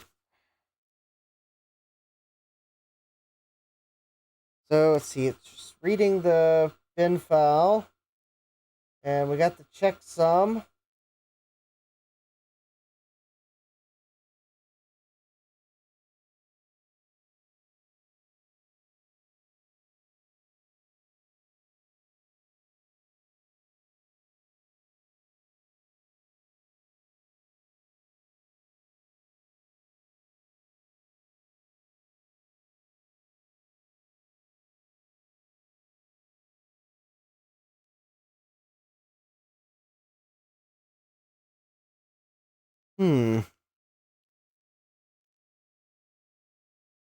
We got a flashing cursor in the corner, and we're waiting.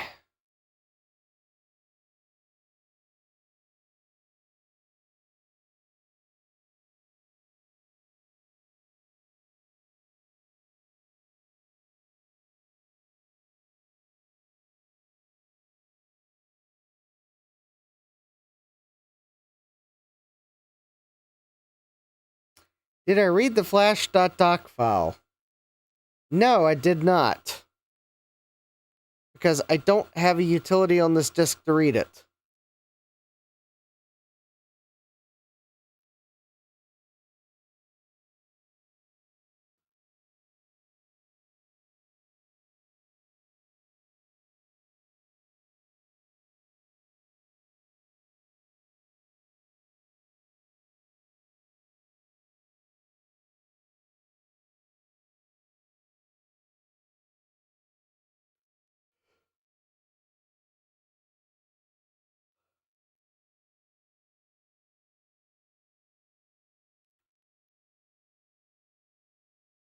Alright, I'll type it. We'll see what it says.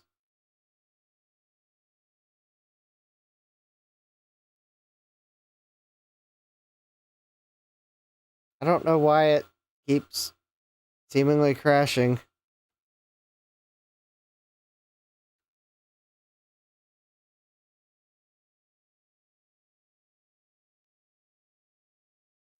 Alright.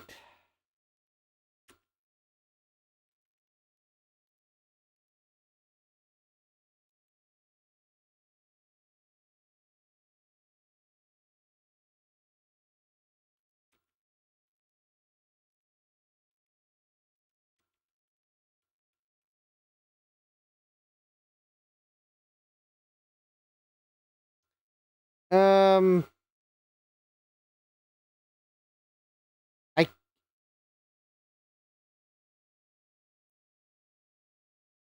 Well, the thing is, it went right off the screen.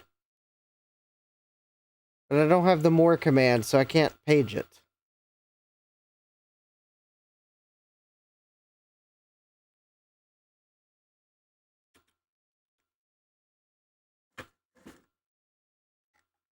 Alright, let me... What time is it? Oh. Alright, well...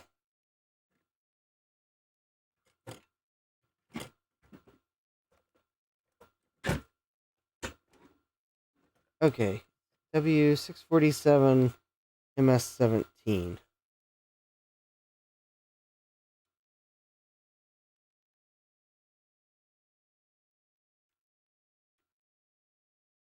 Let me try it this way.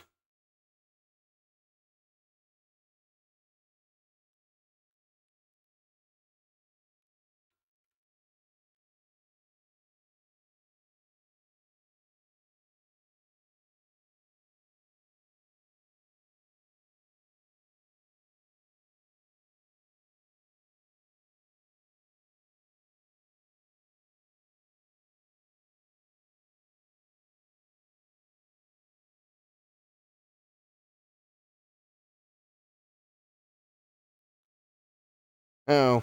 Slash Thomas Armstrong says I could have done slash P.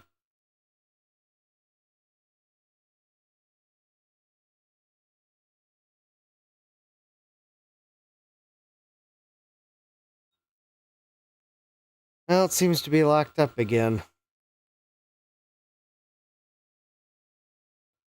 almost like this board is going to make me pull the flash chip and program it manually.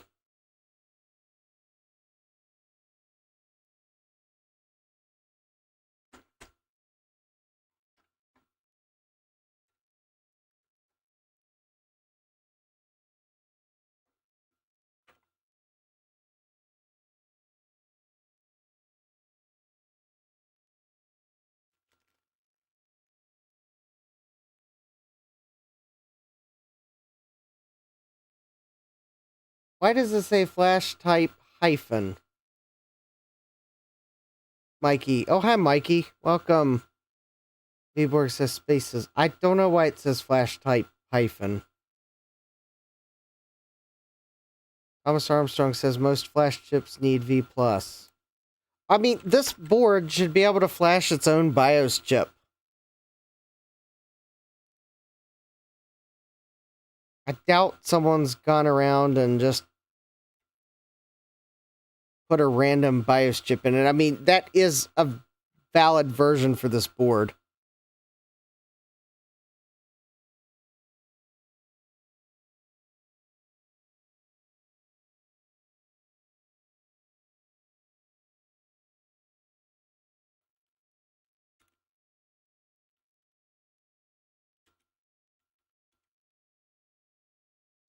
No, slash P is not valid.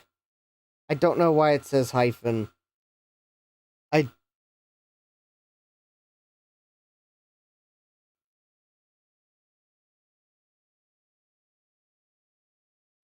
I would guess the flash chip is not getting detected properly either.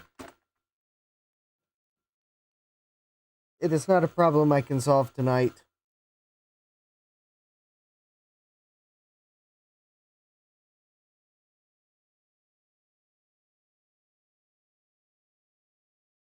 I mean, I really can't.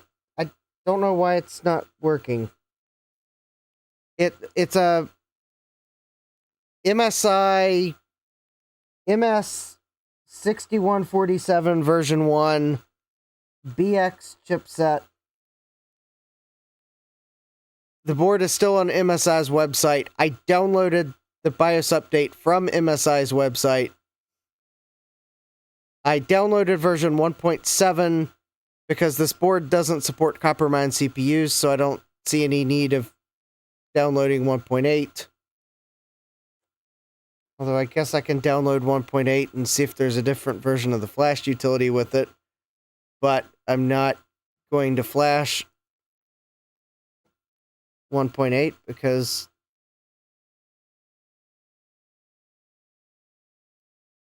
it only adds support for copper mine CPUs, and this board doesn't support that.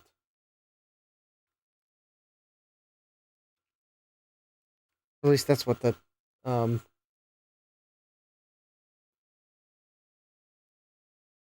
Okay, well, I will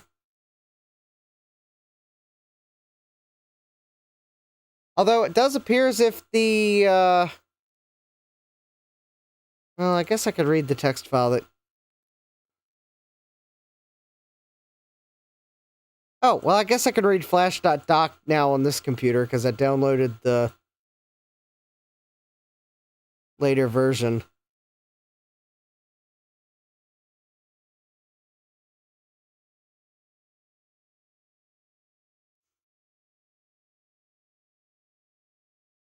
Flash.doc doesn't have anything, it's only telling you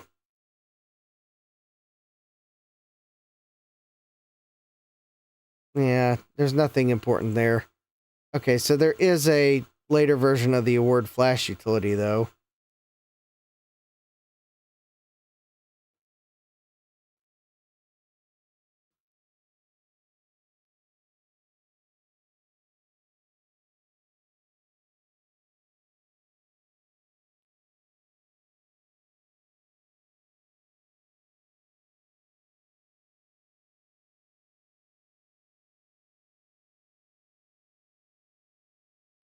Oh, what did I just do? Oh, there we go. All right. No, Chrome, I didn't want to open you. Fine. All right, let me put my disk image back in. I'm going to copy this other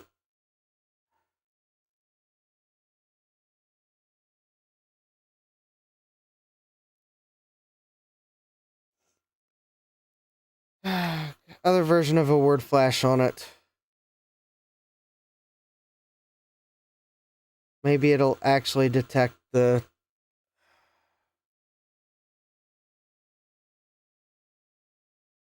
flash chip. All right.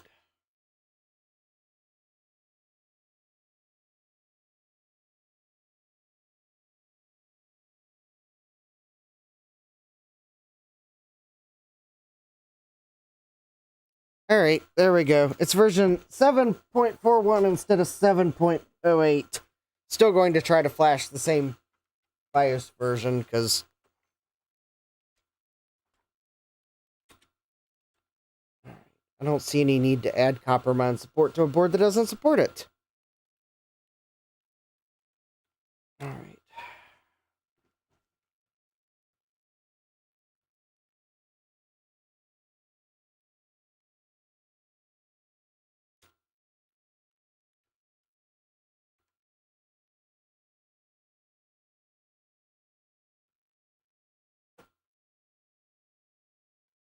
All right. Oh, there we go. System was not new award BIOS version. Please update ROM BIOS first.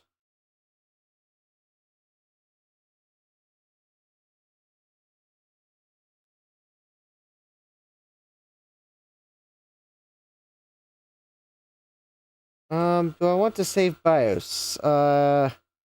Yes. File to save W647 ms11.bin.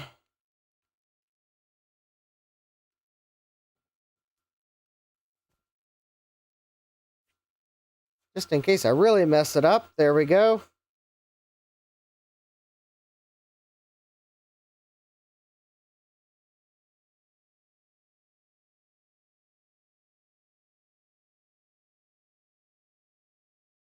Are you sure you want to program? Yes.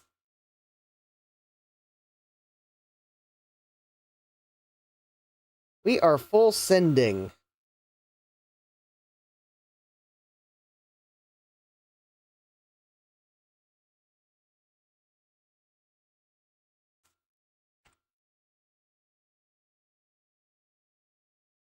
Alright. I do know that usually a good power down is important for cases like this.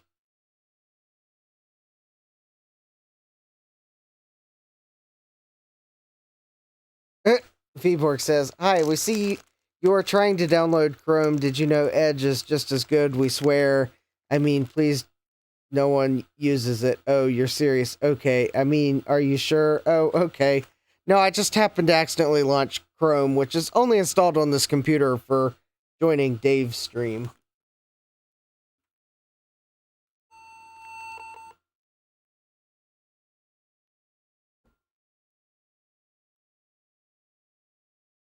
Okay, that's weird.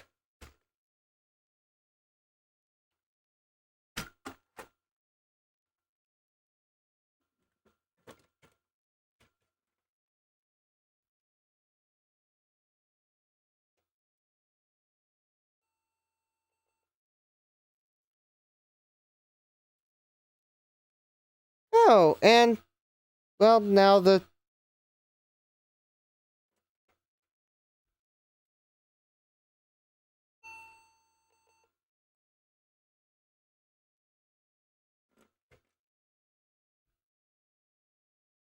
Alright, and now the board won't boot. Alright, well, and on that disappointment of a note, it is time to end the stream.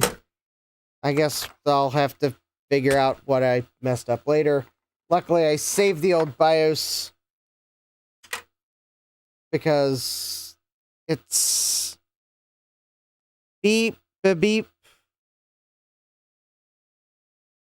It's not acting like RAM, though. Yeah, good thing I made that backup. I'll have to pull the chip out and reflash it manually, probably. Oh, you know, there is one thing I could try first.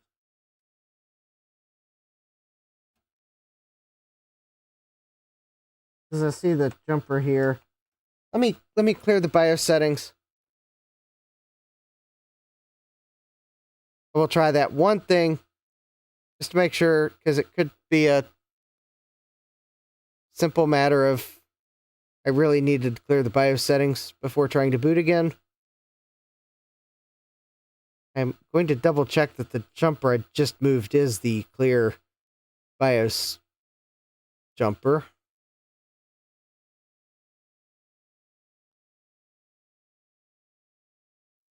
If I can find the... Is there an index in this manual? No, of course not.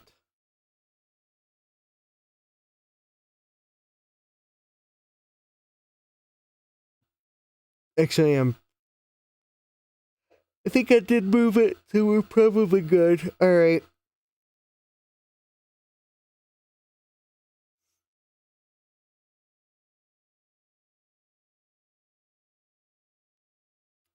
Clear CMOS. Yeah. Yeah, I can't read the legend, but I'm pretty sure that is the clear BIOS jumper.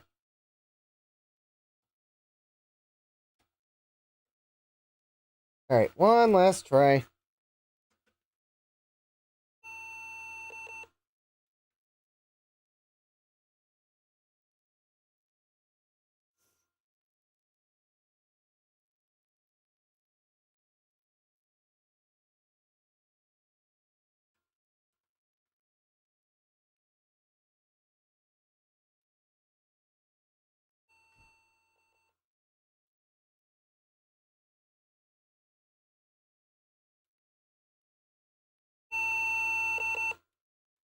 Alright, I guess there's one other thing I'll try, because I'm sure someone will...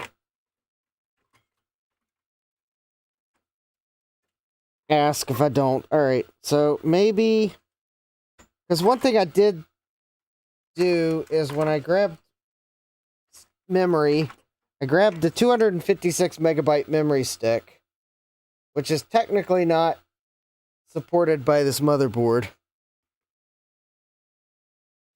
And the old BIOS, it was working, but only detecting as the capacity the board supports. Maybe this new BIOS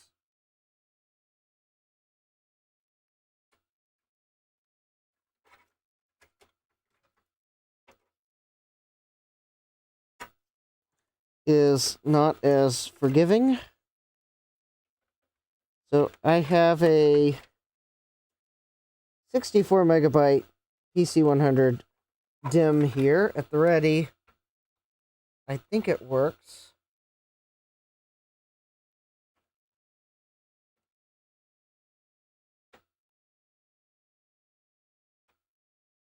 Well, I can get it to go in the slot.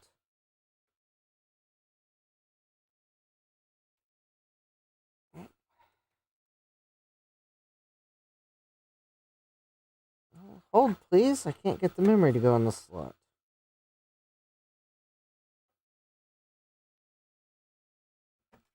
Oh, there we go. Oh, I must have had a wire in the way. Alright, let's try that.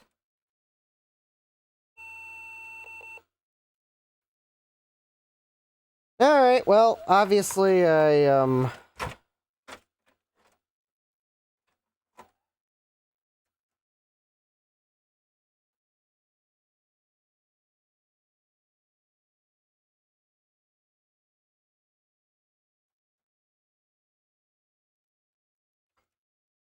Yep, alright, I guess I'm going to have to, do some more troubleshooting.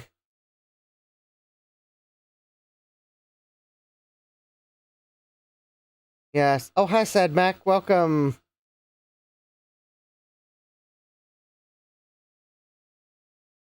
Thomas Armstrong says, sometimes large number jumps aren't like... I don't know what you're trying to say there, Thomas. Did the BIOS update? Yes, it did, and then it bricked on reboot. I did a CMOS clear. That didn't fix it. I tried putting a stick of memory in that it supports, although that beep is not a... That is not a memory beep. That is some other beep, because memory would have been probably a constant beep. I mean, I can try putting a Pentium 3 processor in the thought that maybe... That'd be weird if they removed Pentium 2 support.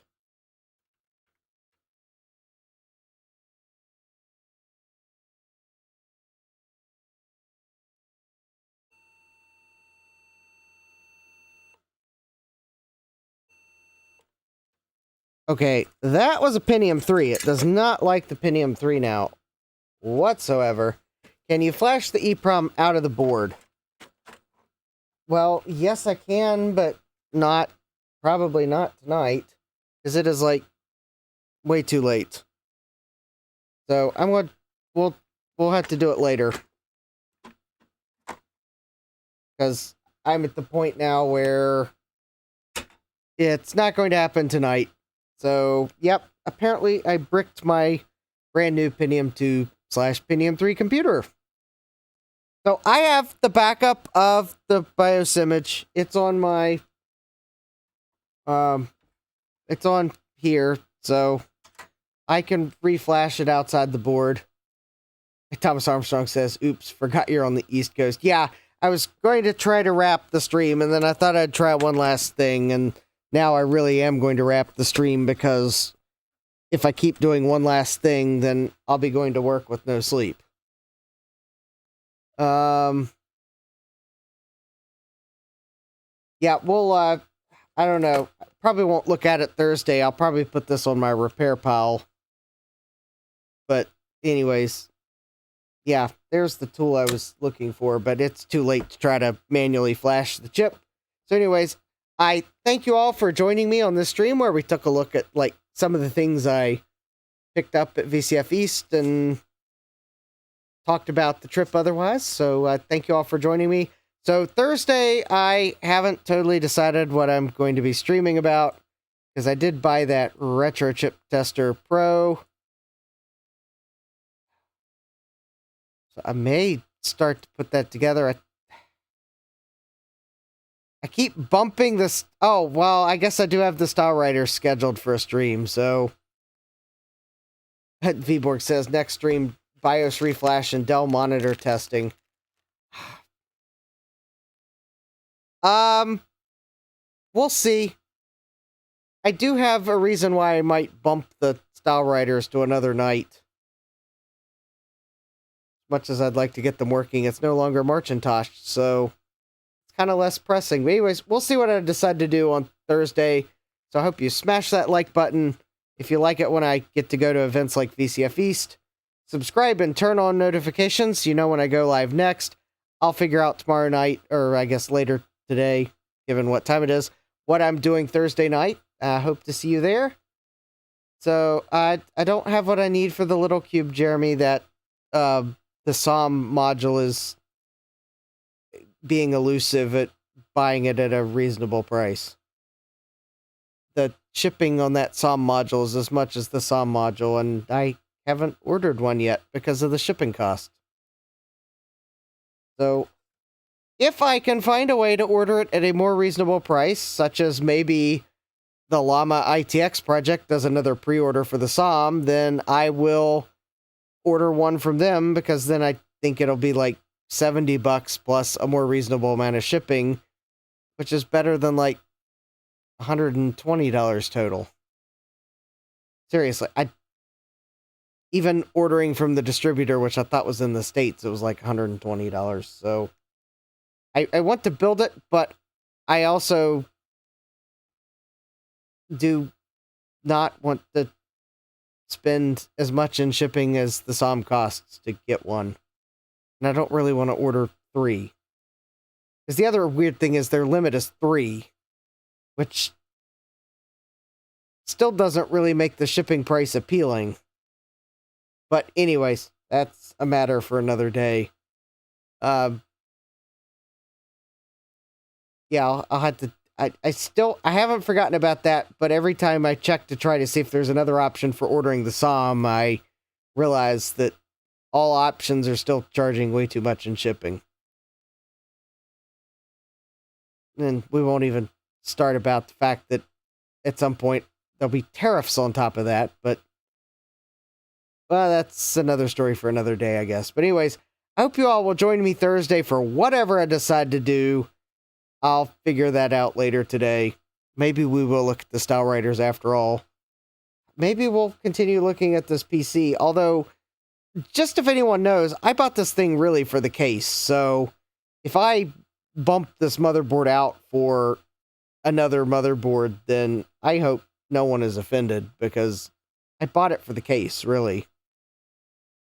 I have other motherboards that would totally go in this case and would look the part, and are probably about the same age as this motherboard, so give or take a year.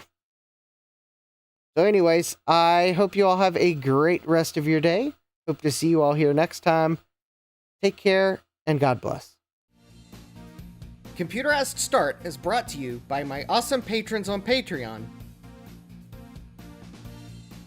and by your tips and memberships on Ko-fi.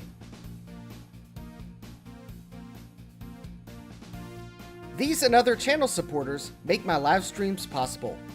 You too can become a channel supporter with tiers starting at just $1. Don't forget to smash that like button. And if you've liked what you've seen, subscribe and turn on notifications so that you don't miss the next video or live stream. And as always, thank you for all your support. I hope to see you next time. And until then, take care.